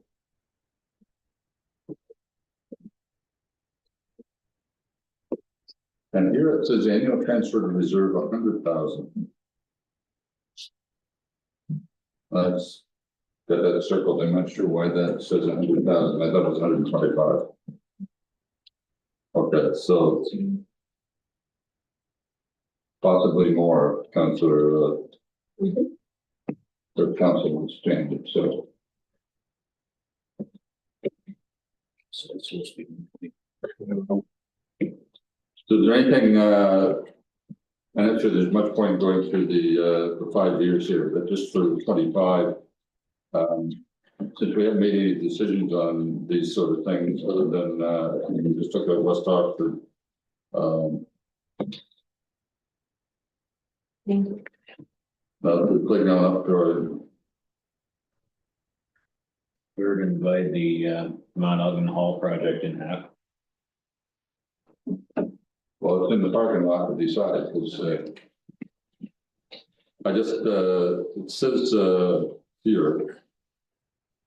For the West Oxford pool, the car is playground upgrade soccer pitch, I thought that was, 26. It is, 20. it is funny, so. Yes. So that shouldn't be there, it should be, well, apparently it's nothing now. We're doing the fence.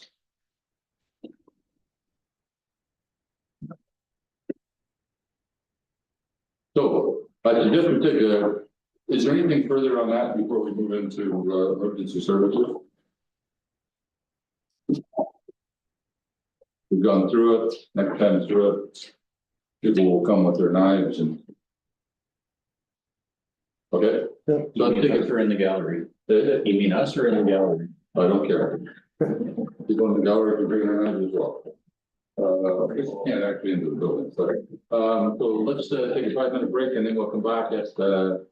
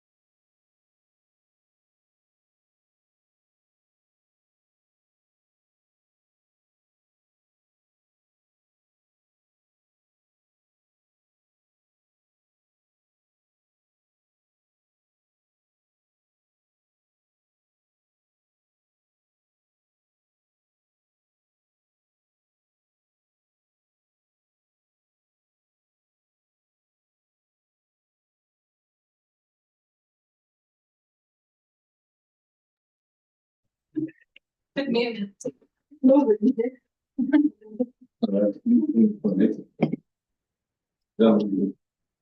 CCD was put down. Yes, next week. Oh, it's next week, okay. All right, public work, Adam. Are you doing it or is it working for you so that we get the right numbers here? I'll do it twice. I'll do it first and then Brooke. Okay. Yours is the- Yeah. Okay. So we have page 83 is where I'm at. Yes, Right here. You'll see there's a 3.65% increase. Over last year.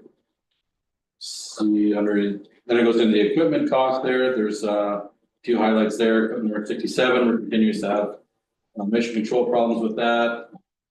The big ticket item for equipment is number 75, sandblast and paint the frame. Normally do one every year. 78 tires and number 82 tires. So that's the big ticket items for the equipment anyway. so just before you jump on this 67, how much money have we put into that truck to try and Well, get it to over, operate properly? well over 100,000. And how is it due for replacement? I'm probably gonna replace it next year. So in this budget, there's a budget for a new truck. This one's not due to go, but I'm gonna dump it. It's just, it's What year is it? 16. 16. Systems, yeah, it's a 16. But it's just one of those things that it's a year, it's an international Navistar engine. They cannot make it meet the EPA, the Environmental Protection Act. It cannot meet this thing. So we have been dumping money into this thing like crazy. We are going to. But anyway, it's the same thing every year. Everybody in the industry knows that that's a piece of garbage and it will give you. It is covered.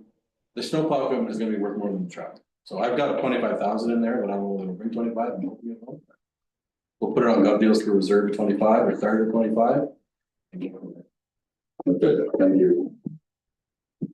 Okay, maintenance. Sand screening in 2025. That alternates between bridge inspections and sand screening every year. You can see that on the next point. The increase in dust control from 161,000 or 151,000, 161,000, that's just material cost. Wages are up 1.9%, and then just a little point under gravel drag lining, 4,000 for equipment movement costs. We have to pay for the movement cost now, it's $4,000, so I added that cost, so we don't have to reduce our extraction limit every year. Adam, you get many complaints about dust control? Lots. It was a dry year. We had What's a the wet, problem? It's just a year? it was wet and then it got dry, and then we have to touch roads up when it's been so wet. So we do get some dust complaints, but we do touch up, follow up with dust complaints best we can. But it's across the county, it's countywide this year anyways. We speak at service sharing during the summer months and the spring months, and our application rates are all pretty well similar for our traffic volumes. Just a year. Yeah, year by year, it's different. Yeah. Some of the large traffic too, some of the farm traffic beats it up. Yeah. Won't let it compact, and then it beats it up, it's dusty. Okay, other maintenance, increase of wages and benefits, insurance costs are, again, you'll see that 7% increase and increase it by 7%. And then Brooke, if you wanted to speak to that 200,000 from 286, I believe that's just, so we're not, I know we spoke at it last year, Jim, you brought that up, so. That's the double entry. Yeah. Street lighting costs, you'll see there, Where did you get 15% increase? and we've gone on actuals, you can see our actual year by year. We can see that when we get into the data. But our actuals are up. But our actual number of streetlights, you're only putting in 2 or 3 new ones a year. Well, we took, phase 4 on. Oh, right, yeah, okay. So good, much more clear. Okay. Thanks. And then the slight increase in electricity costs across that too as well. Yep. That's why I thought 15% added high to electricity. Minimum on 85, is that what it is? Yes. So our capital project for this year, Zenda Line Culvert, that's gonna be shared with, with Norwich Township. This is one that was identified in our, not only our OSIM report, but our roads need study to be replaced. It's just north of the Daniel Road on Zenda. There's a little box culvert there, it's a concrete box culvert. I'd like to replace that with a steel culvert. I've already talked with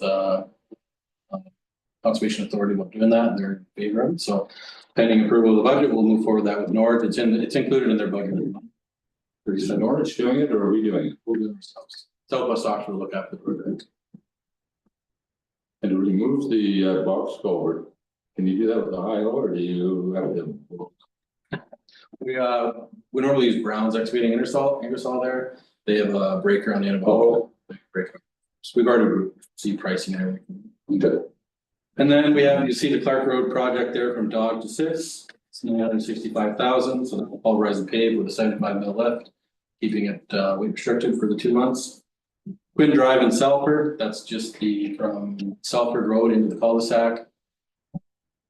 Basically mill off what's there and reset a few catch basins, then repave.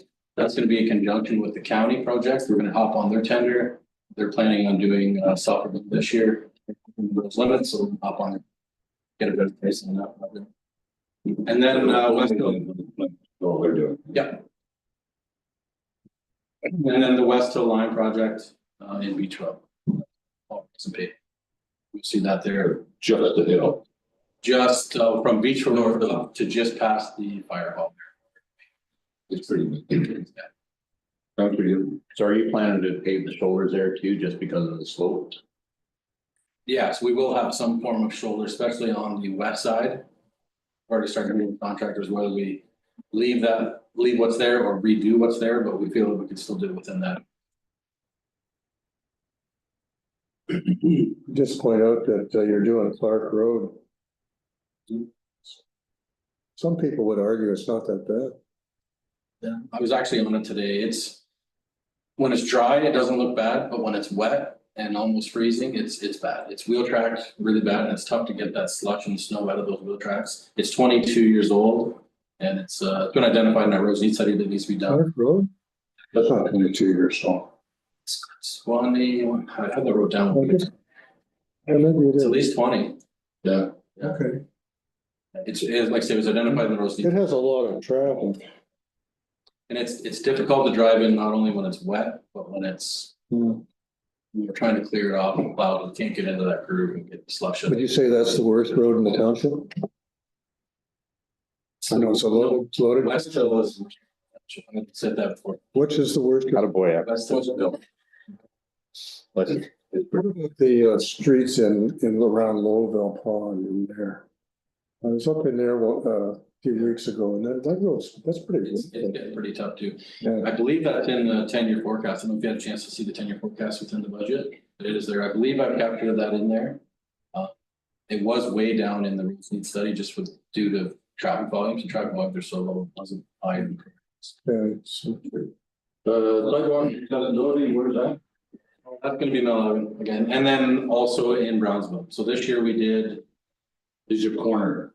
yeah, we did some in Beachville again this year. And then we're gonna do some in Brownsville next year, and it'll also help with the engineering on the extension and we'll still extend that. We're getting nowhere with MTO, but we're gonna keep trying. And then there's streetlight infill there, 5,500. We do a few every year. We try to, anyway, so that captures that.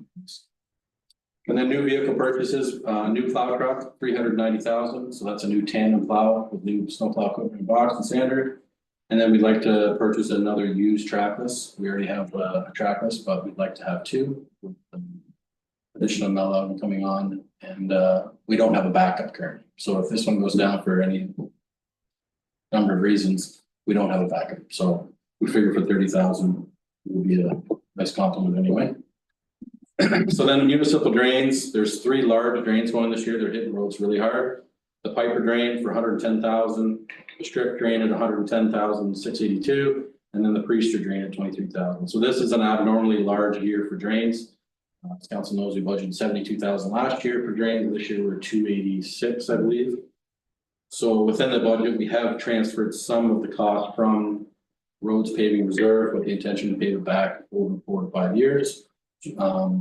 With the anticipation or the hope that the ask for drains will be less, get back down to that normal number that we've seen in the last 5 to 10 years, around 50 to 70,000 normally hits roads. This year's just an abnormally large year. So we'd like to borrow the 200 out of our own reserve, we can fund it this year, just so it doesn't get our roads that hard. So Adam, you're not selling 67, that's next year? 67 million this year in 2025. You say 58 here is the It one. says 58, Yeah. doesn't say Yeah, 60. sorry, 58 is gonna keep, it's an older truck, but it's better. We're gonna get rid of 67. Well, it shouldn't say It 60. should say 67. No,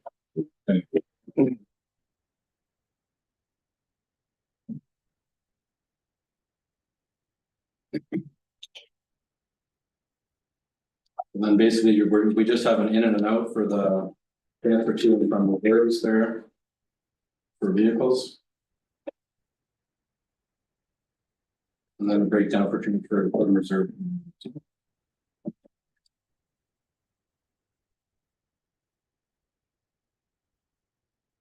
but annual levy for road construction, it's 40,000. That's what we put in, and that's what we take back. Basically, everything is on taxation, That wouldn't pay a quarter of a mile. but that's still what gives us a place to go. Is that correct, Brooke? Because that's how we do that. So the 40,000 is simply to try and build up a little bit of reserve, not too much of anything. No, it's this annual levy for waste management. Why do we have a levy? For So Brooke can speak to that one. It's an annual one. that? We do that every year. This is to fill a reserve. Yeah. So it actually is the counties, the money that we get paid on contract. Is 78,000, okay, that's what I want. Okay. Okay. No, I don't think there's much there on 86 either. Page 87, anything? We can roll through these, people haven't got, page 88. You don't want to go too fast, just tell me if, you want to stop. Anything that you want to raise, Adam, on 87 or 88? No. Up until 89, which identifies number 67 again for emissions problems.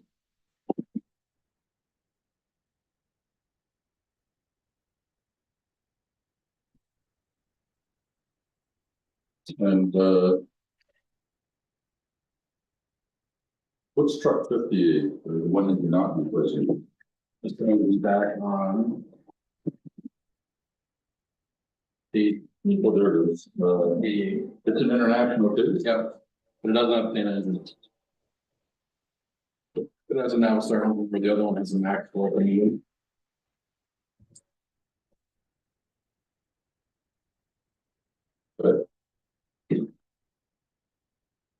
I have nothing on 90 highlighted. Is there any question? Any questions on 90?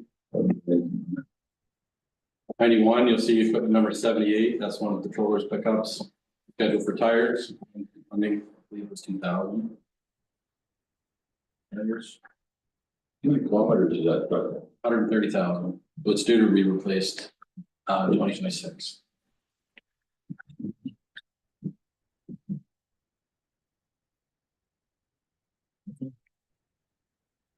Two. Again, in 92 is equipment number 82, tires in 2025, one-time funding of 1,500.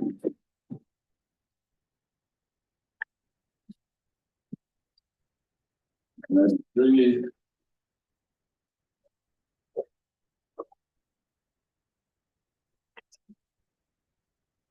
The question 94.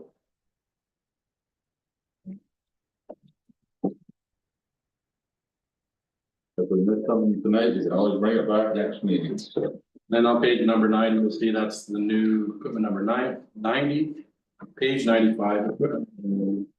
See, there's something before, but we offset those numbers with number 41, which came off of this budget, you wouldn't see. So it's basically the same numbers, it's a little bit less than what we had in 41. 41 was the voter that we sold. We're selling 41. We've already sold 41, it's not identified in this budget, but that's number 90 is a new equipment for 2025, so it's not an increase. not an increase to the budget, that total budget number. It was offset by the equipment that we removed from this budget number. In 24 budget, we removed 41, so that's our old number. Bought a new one in 24 this year. He's saying here, his expenses still are Okay. identical on Yeah. the two pieces of equipment. One came off, one That's a good one. And there, any questions on any of the equipment? What kind of loader did you buy? Cat. Cat. Right. No, sorry, they went lower, lowest that met the spec. They're one lowest that met the spec. Okay. And Councillor Yipman, you wanted to say? Yeah, back on, page 93, your trackless sidewalk, you increased your by 50% on that one, you're running into problems with that already, or?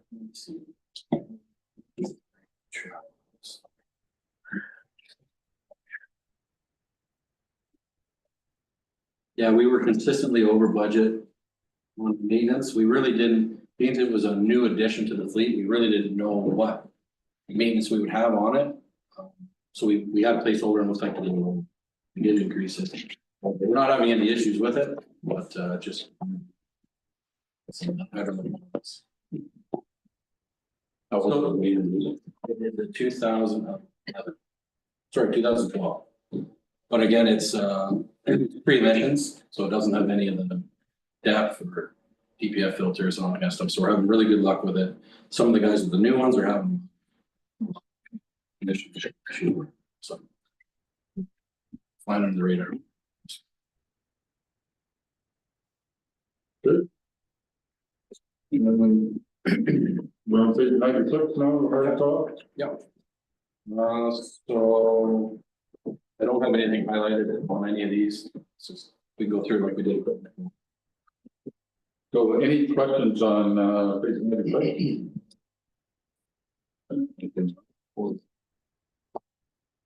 Page 97, you'll see on the brushing that we're over budget. That was due to the windstorm we had, and I had the date wrote down and I can't find it. We did have that one windstorm this summer.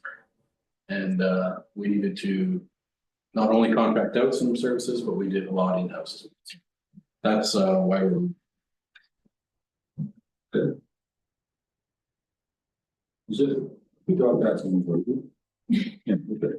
Page 98. Did increase the contracted out roofing. We seem to be consistently over budget on that, so. I did increase that slightly. So is this just regular cleaning out of ditches, or is this when you're rebuilding a road, or? No, just regular maintenance on ditches, so anything that we contract out that we might need an excavator for, this year we did a bunch down in Hawkins, and we run in Browns. We need an excavator for that, so. Just maintenance, not on construction. Okay. Page 99, you can see we're consistently over on litter pickup. Has increased that a little bit, but there's not much.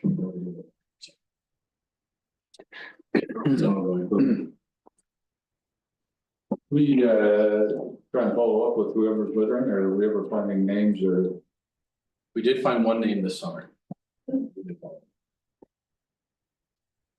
And they did come and clean it up. Good.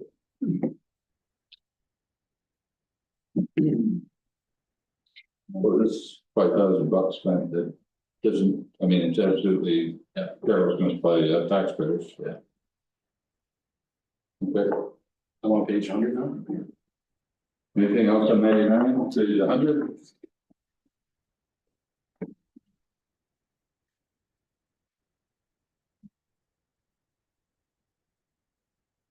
$101. You'll notice on page 101, I did not include. I did bring the council a report to possibly do a major pit plan amendment on the west side of the pit. I didn't include it in this budget. We are in need of the gravel. So I didn't include the amendment in this budget. It is around 40,000. Council wishes we could add that and go forward with the pit plan amendment to the west. But I don't know, maybe it's better to wait until we know if there's gonna be any other additions to the pit.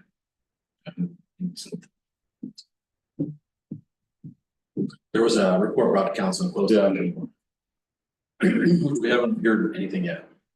Just refresh my memory, the people to the west wanted to bring it up, or wanted to buy our share or something. Correct. But we want to go right up to the fence. We're not able to go under the, like, lower the fence down. Right. Yeah, we will, in conjunction with their amendment, we'll have to do two regardless. They're gonna have to do one Yeah. on their half. We're gonna have to do our half. If we were in need of the gravel now, I would say let's do it, but maybe there'd be a better year to budget for that. Plus, if we were going to make an addition to the south end of the pit, it would make sense to do it all at once. If we're gonna reach pit, Yes. And have we had any discussions of the south end? not that I know of. We need to get some. No discussions of the south end of the pit?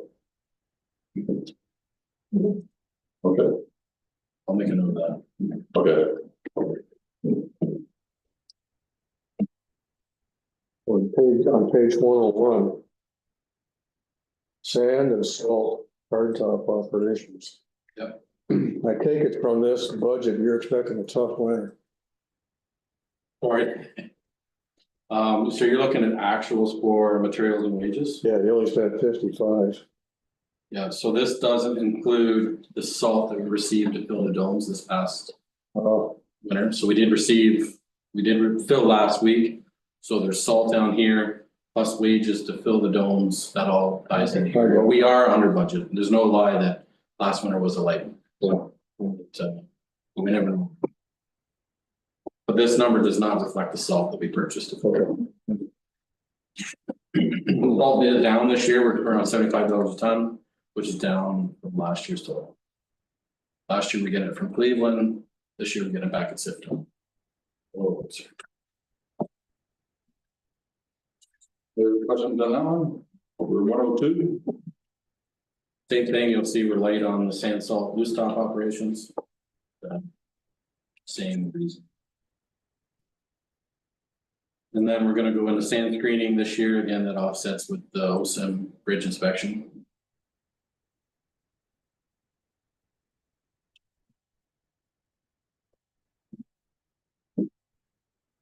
Anything else on 102?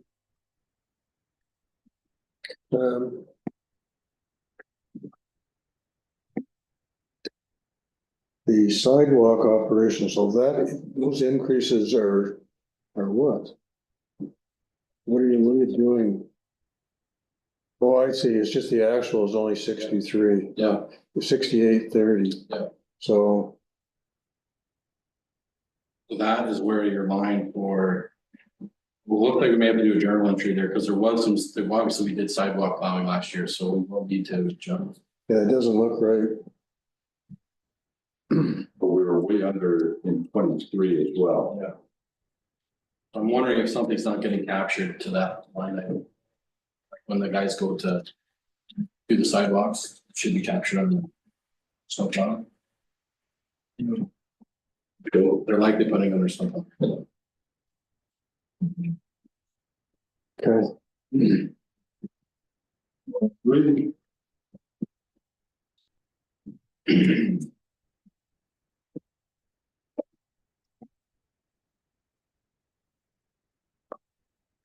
I have nothing highlighted on the phone. Anything on 103, 104?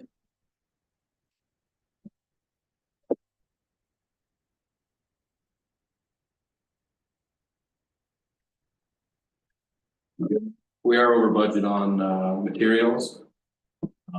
For a couple of reasons. Number one, we did sign retro reflectivity testing this year and some of our signs failed. We need to replace those. That's legislation that has to be done. And also sign theft. Sign theft is up across the county. So that's part of the reason why we're over budget on Sign that. What do they steal? everything. Sign.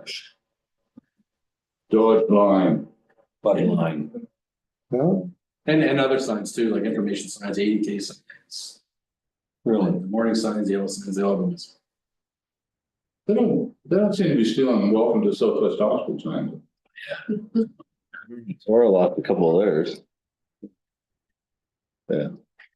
Okay. Yeah, they cut it right off the ground, took the whole post and everything. State guards. Yeah. I'm in, under. 105, yep. No real changes on these pages. Let's see, this is the Durham shop, budget, Sandome budgets. Nothing major changes there. No big projects anyway with the shop. I would point out that since all the changes at the Durham shop with the new furnaces and the LED lights, the our energy consumption is way down. Been a real success story. Got rid of those old oil boilers. And what a difference. And all LED lights. What else have you done? Yeah, just the LED lighting and the new furnace. Yeah. And we had 3 oil fired boilers, which we replaced with 2 high efficient gas. So the greenhouse gas emissions for that shop are, was it 40%? And it was very good ROI too, to get that job done. It's paying for itself. Anything up to 105, 106? Yeah, no real changes here. Insurance is up 7%, see on that line.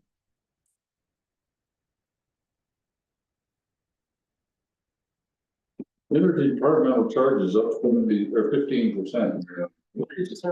Hey,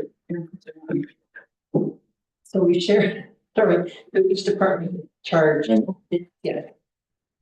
Cost.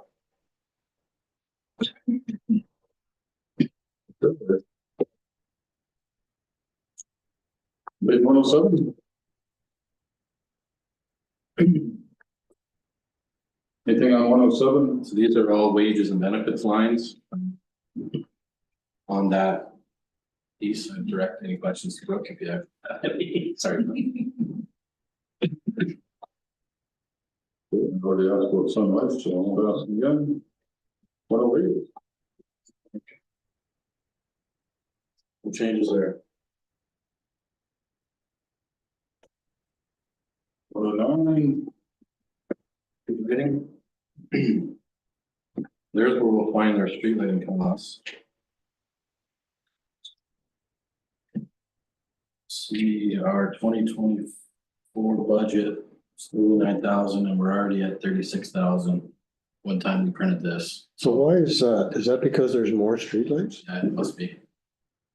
So phase 4 is assume those streetlights staying on the budget.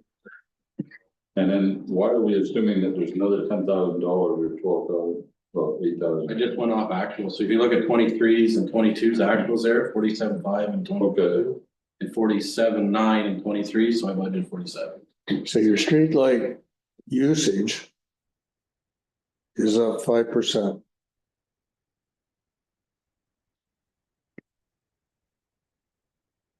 But I think, yeah, that might be possible if we budgeted our actual, but we've been budgeting consistently low for the past 5 years. So this should put us better. Okay. Go ahead, sorry, Pete.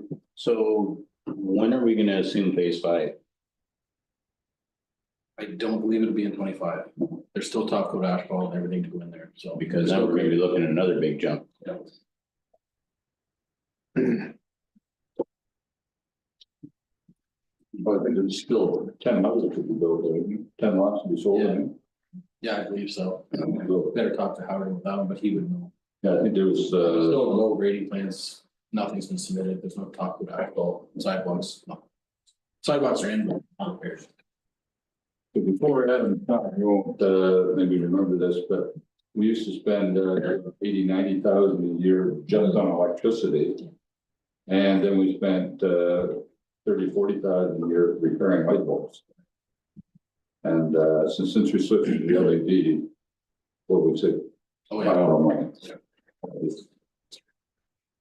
This has maintenance in it as well, streetlight maintenance. 7,600. So what were you spending? You said 30,000 repair? Yeah, we spent, I can remember years, 35,000 bucks, almost 40,000 just on maintenance.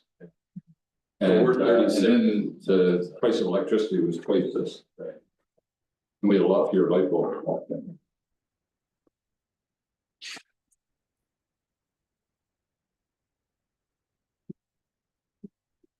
Okay, and then page 110 is where we talk about capital. You'll see that is where, I believe Brooke is where we did the 200,000. No, sorry, on page 110. These are all your capital, this is your. Right. Revenues and any venture. So you'll see the debenture payment for Dodge lines there, both capital and interest. Federal gas tax. 250,000 down from 253 last year. OCIF funding is 230,515 down from 247 last year. And then equipment sold, 25,000 down from 40,000.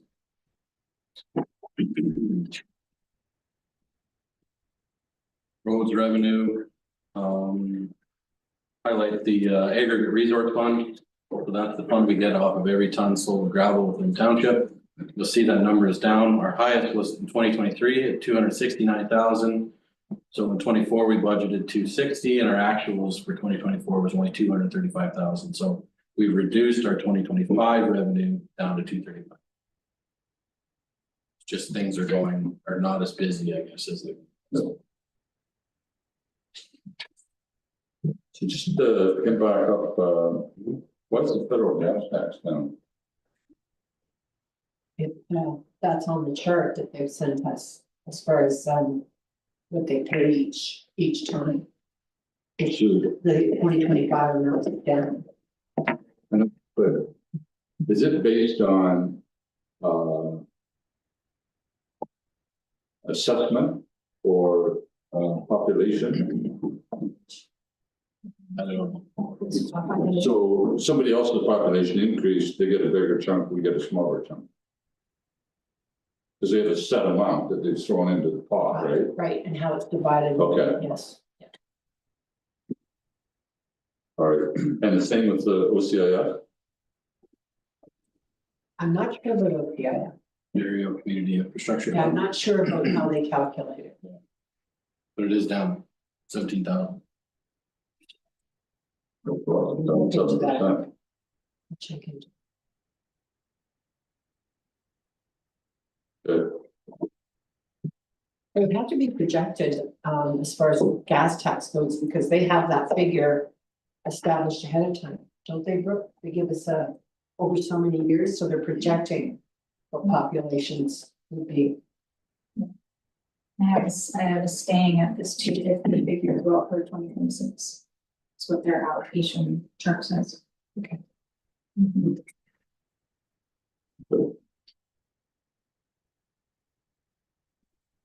There is on page 111, SAM revenue.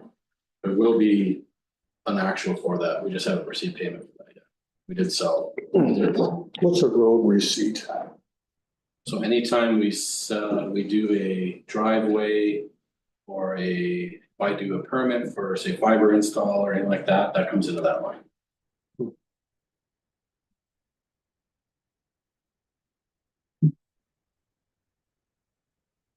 If we're doing, the culvert. Should there be a roadway other municipal contribution of 37,000 in there, or you just didn't put 75 in to serve I with? didn't budget the 75, only budgeted 37. Okay, so it's offset by not showing up either place. Right. Okay.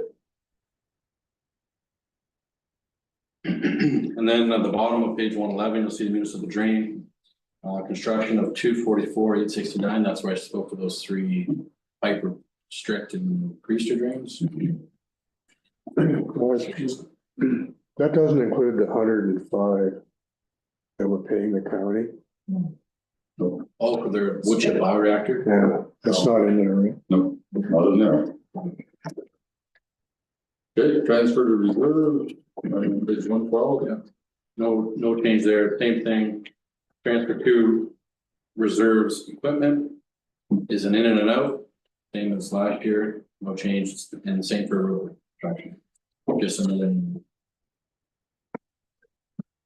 And then there's the cost breakdown for each project. Zendeline, Clark Road, Twin Drive, and West Hill. For a total of 1.24 million.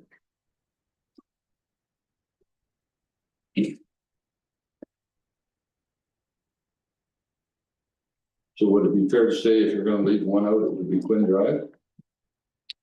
Yes, Doesn't look at it, not as bad as. Bill. no. Okay.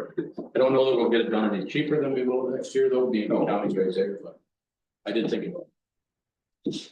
Okay, no, just. And included in the back, you'll see there's there's a forecast. I did use some of what was presented by the road need study. In that forecast, not only roads, the roads only come out of the road need study, and then there's an equipment forecast. In 2025, our venture payment, Clark Road, West Hill Line, Quinn Drive, and Zendeline culvert. And then in 2026, the venture payment, Airport Road, we'd like to build up Macbeth line between 19 and Durham line. And then the following year, you'll see it's paid. So we'll build it 1 year, we pay the next. That's a gravel conversion, identified in the need study. Also, in 26 is Milligan Road, 100 millimeter lift, full load from the train tracks west to the grain elevator there. And then another from the elevator to Durham line at half load. It needs to be full load to that elevator. People can access year round. And then Zendeline, that's in conjunction with Norwich Township. They'd like to pulverize the road there. It goes through the little hamlet, I believe it's Zenda, and then we'll double surface treatment between those two, between those two roads, Macbeth and Ebenezer. Ebenezer's already paved, and then Norwich has intention to surface treat Macbeth, so that'll give connectivity between those two roads. Surface streets and gravel and like not paved, but No, I've got it in here as pavement, but I don't believe Norwich is presenting it as pavement. okay. Excuse me, and then bridges in 2026, the Metherall Bridge, that's out on Hamilton Road or just north of Hamilton Road. Again, that's in conjunction with Zora Township. Total cost of $965,000. Our half is half that, obviously. I intend to bring $400,000 in reserves for that, for bridge reserve, sitting there anyway. And then taxation of 82. So that's in 2026. Back on, in the chance that Bridgestone Grain wants to pay for me, that's gonna be 8,000. For project Janet Wood, I doubt it. you know, then they'd be, I don't know what would happen if we changed it to half load on them. is there already full load out there? Full load. I didn't know that. It's full load out to the elevator and then half load out to Durham. Okay, That's basically just what so that's just replacing what's already there. Okay, sorry. we could look at it and see where the budget falls in 2026 and possibly rebuild it. Full load all the way to Ebenezer while we're there anyway, or sorry, to Durham line. Why would you? Yeah. Then it's there, it's ready if we ever do make something more full load, but it's just that Councilor, Durham line is half upload too, yeah, so. there'd be no benefit to it other than future use or something. And if we ever made Durham line, but there's nothing in the forecast. So that's why this reflects. Okay. So I don't know how far you want me to go down through the. oh, is there any questions or concerns on the tenure? And then basically, that's me. Leave not 120. Okay. Capital forecast, on this. Yeah, so you'll see in 25, that's where we captured the tandem truck and the trackless. 2026 is the pickup that we tended to replace, number 78. New chipper. And a single axle snowplow and a backhoe. You'll see in the 3, year 26, the single axle, I've got that funding out of DCs, because that'll be, I got it funding out of DCs, development charges. It'll be, that truck will mainly go into Malagan, expansion of Malagan there. Mainly Melton. So that was the idea, is pull the funding out of DCs for that. And then you'll see 27, 28, and so on there for. How old's the chipper? I believe it's 92. I was gonna say, it was, I thought it bought that, so. It's in 94 or 5. It's a 95. I was gonna say, it, It's done well. and the backhoe, how was that? Is it 2007? Yeah. Did it ever give us any trouble? We don't use it a lot. We don't use it a lot. We did rebuild it about 6 years ago. We rebuilt the whole thing, all the wiring. And it's well, had it painted, so it works well, but it's just getting a little 95. Okay. Any other questions, from them?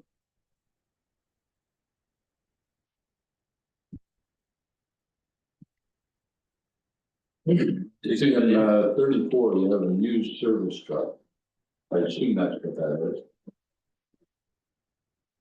2030. Yeah, so that'll be another used service truck. So we have a used service truck that we bought last year. Basic. We bought it last year, so it's gonna last 11, 12 years. The one we bought before, how long did it last? It's all the same.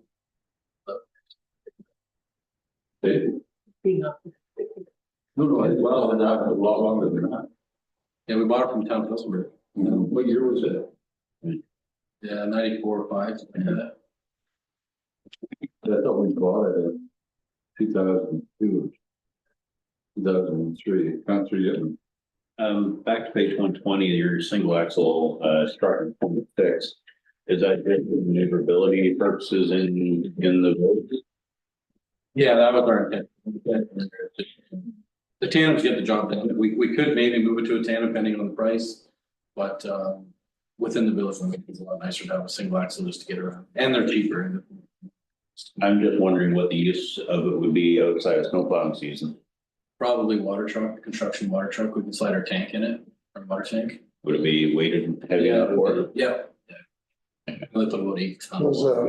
Those double axle wreck the streets. What's that, sorry? They're very hard on the streets, those double axles. Oh, the tandems, yeah. We used to plow streets with triaxles. I know, but they're very hard on the streets. Yeah. They're heavier, that's for sure. Okay. That takes us to the end of all of those. Were you doing waste management or? Yeah, I can do it. Okay, let's get waste management done.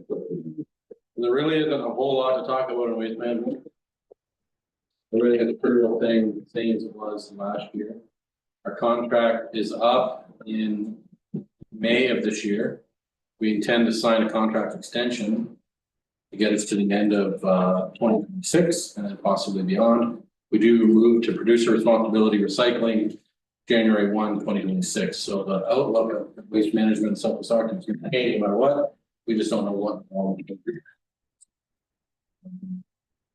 There's very little change to last year. And it's an in and an out with this budget. So you'll see 2025 budget of $32. Basically, it's what we get from the county is going to be spent. So we had $32 to the county. And out of that, we put how much in reserve? Truck reserve is 50,000. Which if we are going to stay in the business is a little light. We're okay now, our reserves are healthy. But we used to get away with buying a truck every 5 years for between 200 and 250,000. Trucks now are. So if we are going to stay in the business, I mean, 50,000 is a good place to look this year. If we are going to stay in it next year, we're going to have to increase that. We'll take that into account. So the waste management report comes to the county tomorrow. I don't know. Have you seen it? I don't, they won't give me the numbers until after that meeting, and then I have a meeting with them Thursday morning. Okay. So, so to go forward, we'll go after that. How long, how much longer can you get out of the two trucks we have now? Well, the one that we're using is. It'll be 5 years old in 2026, so we can replace it in 26. And then it'll move to a spare, we'll buy a new one. So if we buy a basic one every 5 years. So I guess what I'm wondering, if we decided not to move forward, if we get to the end of, or mid 2027. Yeah, oh, yeah, definitely, because it would still be in the fleet as a spare truck. Yeah, We just keep the two. But we wouldn't be, 2027. If we don't decide to move forward. I can't tell you nothing, so. No, you'll find out there's some money. Yeah. So. All right, any questions on, It was a very little change. you have an insurance of 10% here?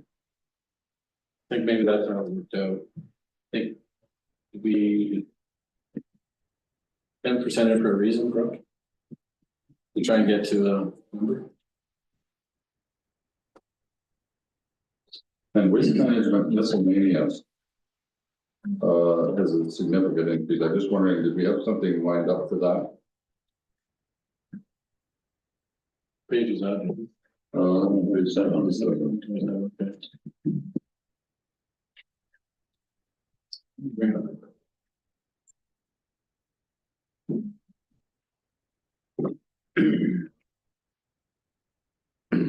Can't remember what we put under that. That has something to do with the It's environment. It's what? to cover the reduced price of materials for the. Okay, that's what that is, sorry. Yeah.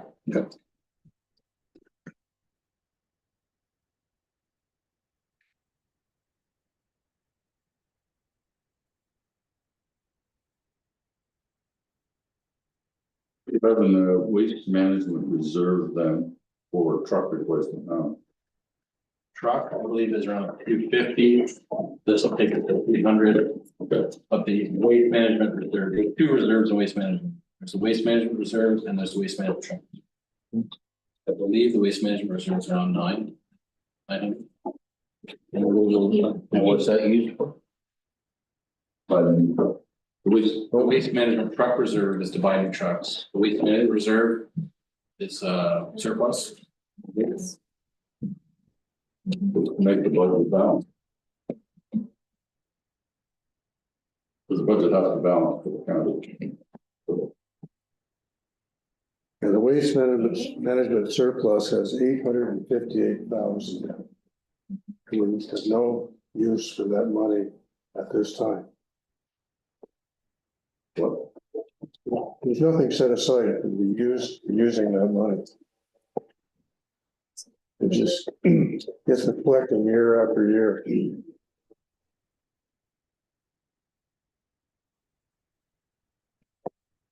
But I don't know what the history is, why we even do that.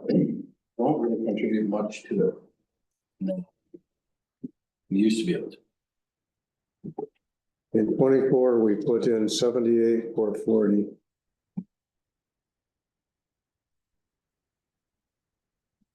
That was been what's made. Yeah. That must be a problem.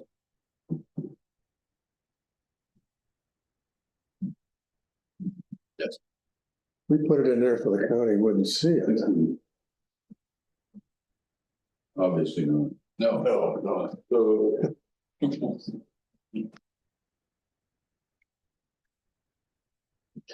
to. I think, that we need to take a look at that. It's, the annual levy for waste management to add. In the departmental charges. And you have 25 in the. So you're looking at the reserve changes, not continuity of reserve. And is the, continuity reserve, the 2025 numbers reflect December 31st and January 1st?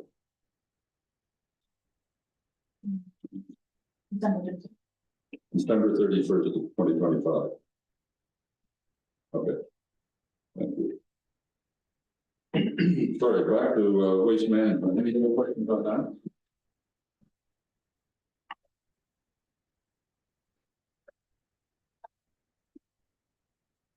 Hearing none. Finally. So we done it tonight, or we, Marielle, your boss, what are you gonna say? To you, Pardon? who did that to you? No. Tell me. We wanna do planning and development, I was, Adam's done, he might as well go home, so. Well, let's see what it was last, but, building, is that Howard is building? No.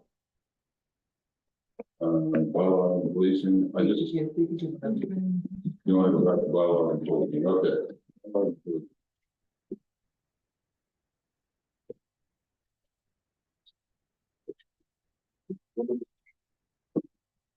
Go ahead, please, this one. Brooke, go ahead, please, Brooke. This is broken up between services and leasing services, person bylaw. We have an increase here, so we have a bylaw officer that we share, with other municipalities. We also anticipated, some legal support needed, probably experienced this year, so we thought we should prepare for that. And just, yeah, the interdepartmental charges, I increased it because in 24, I didn't include them, considering there was no person in the office full time. However, they do utilize the administration services here, so I added it back in. Okay, so, we want to just skip over to page 80 and, back to OPP.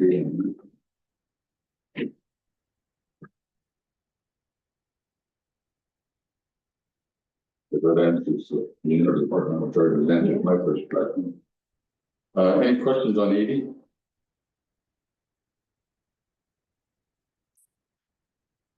Councilor Yetman. Can we just have that explanation once more on the interdepartmental charges? So when we moved away from having bylaw included in the drainage superintendent's position, I took out the interdepartmental charge for that department altogether. But since we have this person here once a week, they do utilize the administration services that we have there, like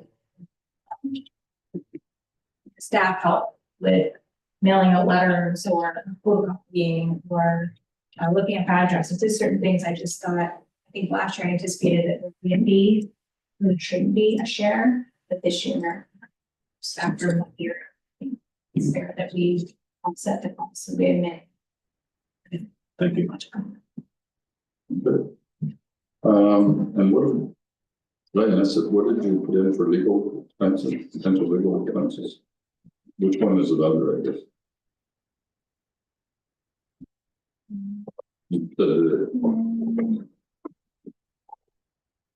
Contracted other. Legal costs. Oh, there it is. I hadn't read at the end, so. Okay.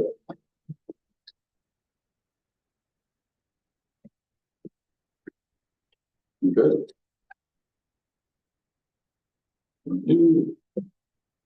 Anything on page 81?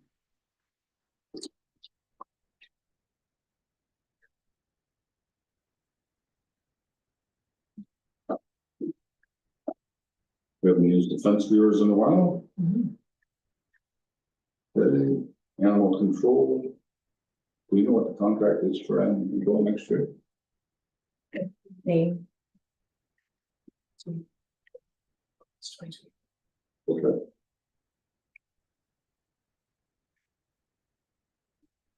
Fences and livestock closed store.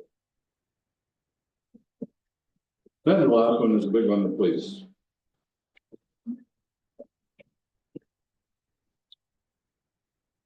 That's big increase overall.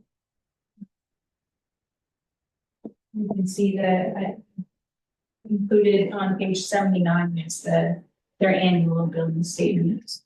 You see the 2023 year end investment. Any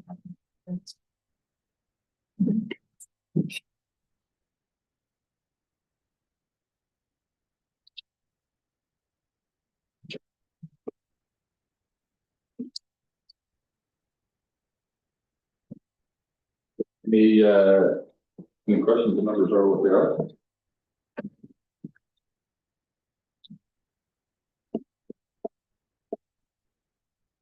Back to you for a second, police services board. Expensive. He's got, a budget of 5,000 for, 24. So We've met once. And I don't even think it was an official meeting, well, I guess it was, but it was just to appoint a person. We meet next month. What's the $4,990 for? So, being the host of the police services board for 25, I have broken it down by the number of board members times $150 per diem for 7 meetings per year. Admin support, mileage, insurance, conferences, memberships, everything in total. And then less the cost recovery from the 4 rules. So the total that we anticipate that cost for the police services board is actually $25,000, but we are going to recoup one of it. Because it's divided by 5. Right. So, that is admin. Support $1,500. So $1,500 for admin support. 1,500. Mileage, I put 500. 2,000, yeah. Insurance is $87.50. $8,700 to ensure what? People show up to a meeting or what? They don't follow.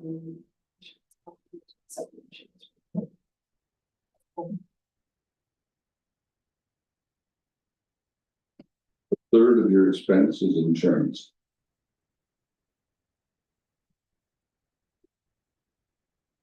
And guessing about $5,000 for board or $6,000 for board. 75. But depends on many meetings. Kind of figure it out. I just wanted back to the insurance, so what are we insuring against? Is that director's liability or is that?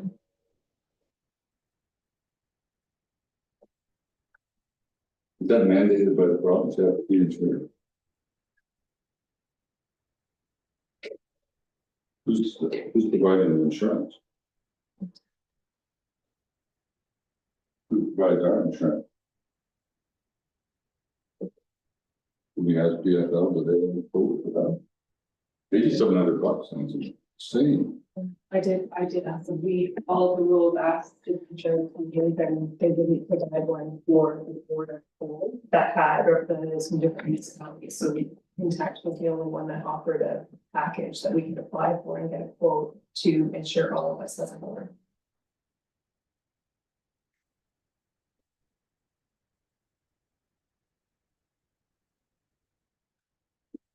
Okay, well, I'm not sure it's on the first agenda. So that's. I thought 7% increase was insane. This is, anyway.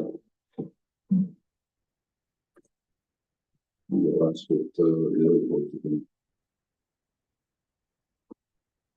Okay. All right, any other questions on that?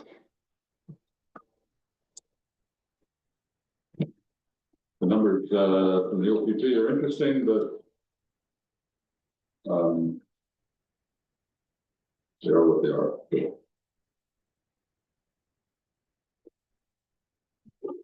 Anything else, working on?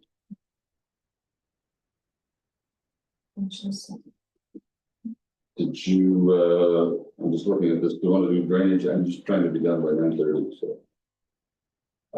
You want to do, drainage or planning and development? Book, I'm not sure. the one.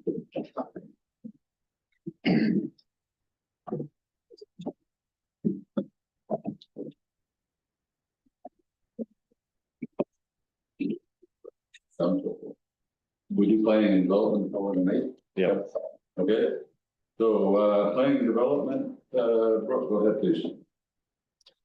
Okay, planning and zoning. 0% increase. Stay the same. Economic development has also stayed the same. Rural Oxford Economic Development Corporation did not increase at all. What's their share? 50,000. 50,000, I believe.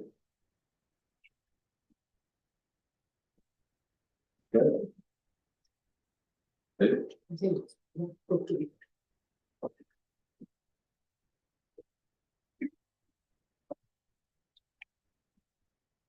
Economic development continues on page 130. 3.3% of the tax levy in 2000 to transfer reserve.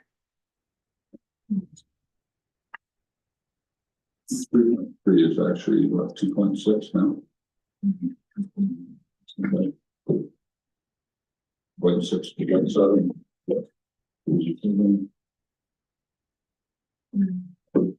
This is for the township share of the future broadband installations for service areas. So in 2025, phase 2 of the executive project is estimated $155,000. We have figured we will be paying $753,503, which will be coming from our reserves, and $100,497 will be funded by Oxford County. And the county's contribution is 526 something.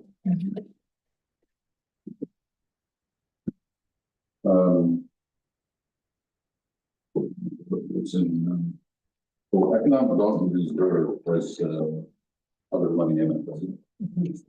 We have a broadband. Certainly. 925, it starts out. Going to be 54 this year. That is 71.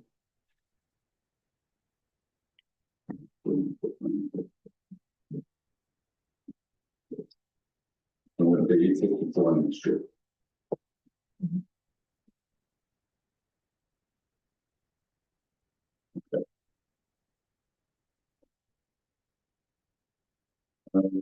Transfers to reserve. So 21,000 turning lane on Highway 19.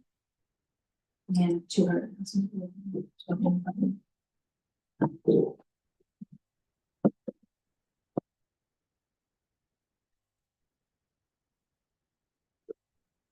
Any questions on that? Councilor Joe, sorry.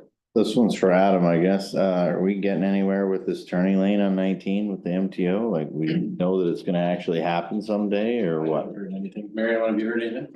No, we needed the agreement, we needed to have the terminated in agreement form to allow the expansion of Salford Group. So when MTO does its regular update on that section of highway, that's when the terminated go. And I'm not so sure we should stop putting money in 2025. I think that the price of paving and the cost of that project is going to be higher than what we anticipated, so I think we should continue after 2025.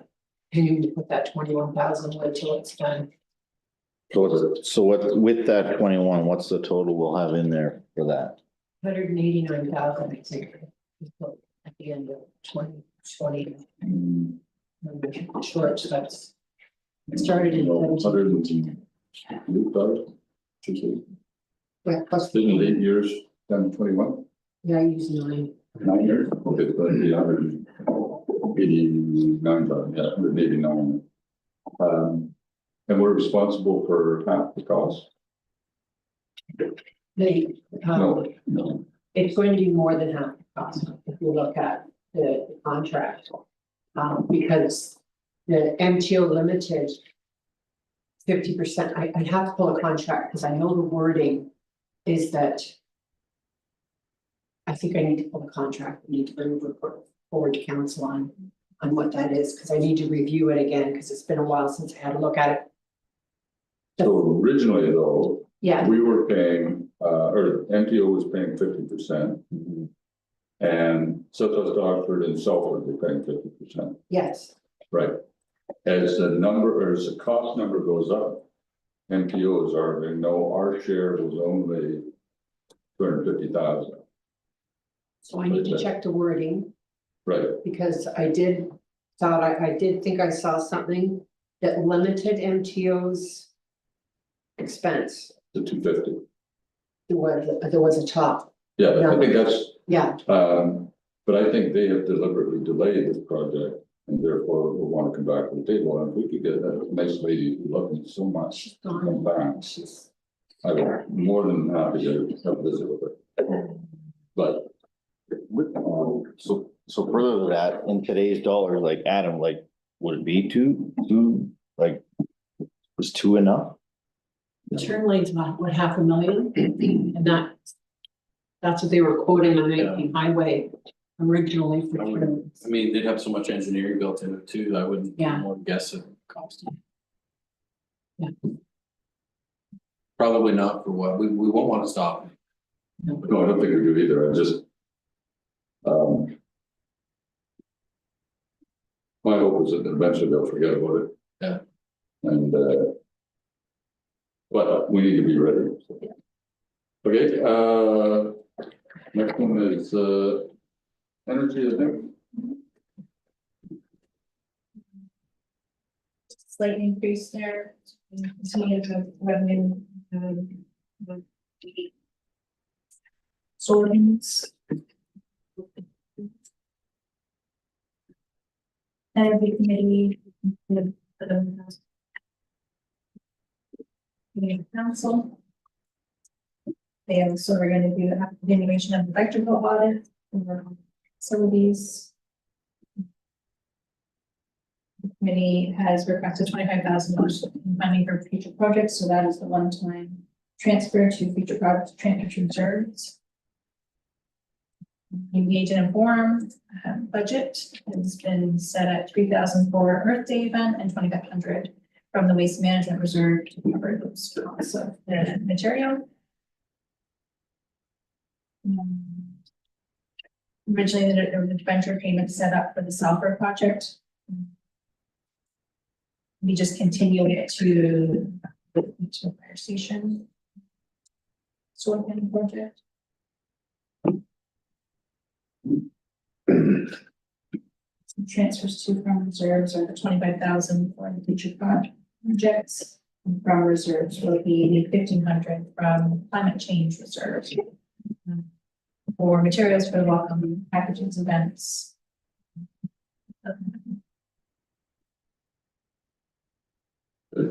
Any questions, Councillor Becker? I just wanted to point out that the solar project in the Beachville Fire Station has really worked out well.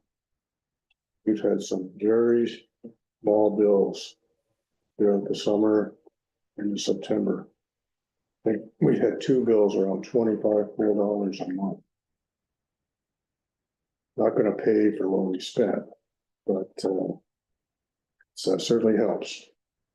If that trend continues for the next 15 years. 20 years. 20 years.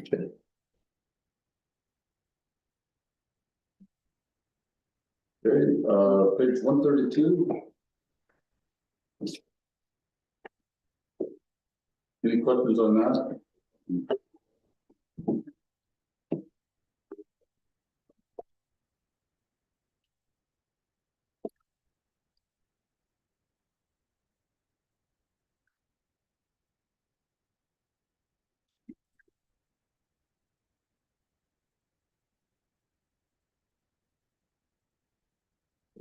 got, check from the county.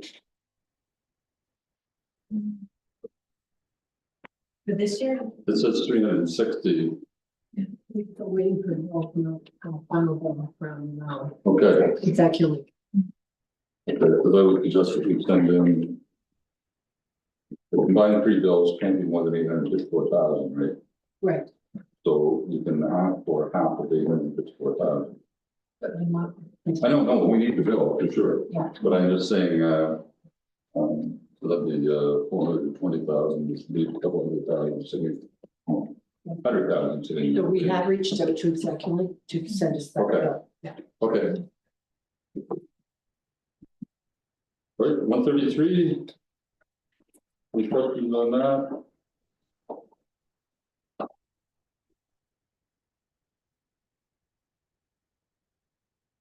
$34.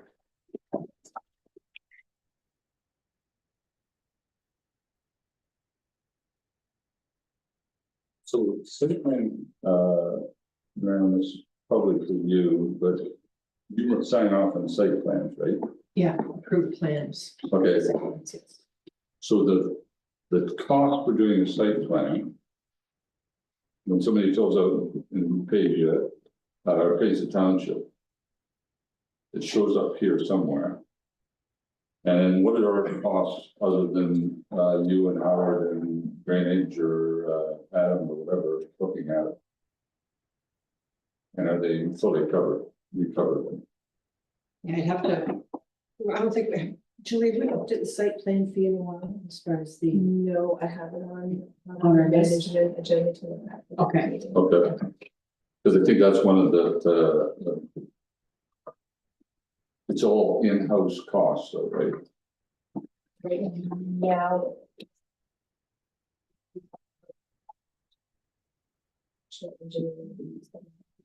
Oh. Okay. All right, no, that's. Okay, any other questions on this?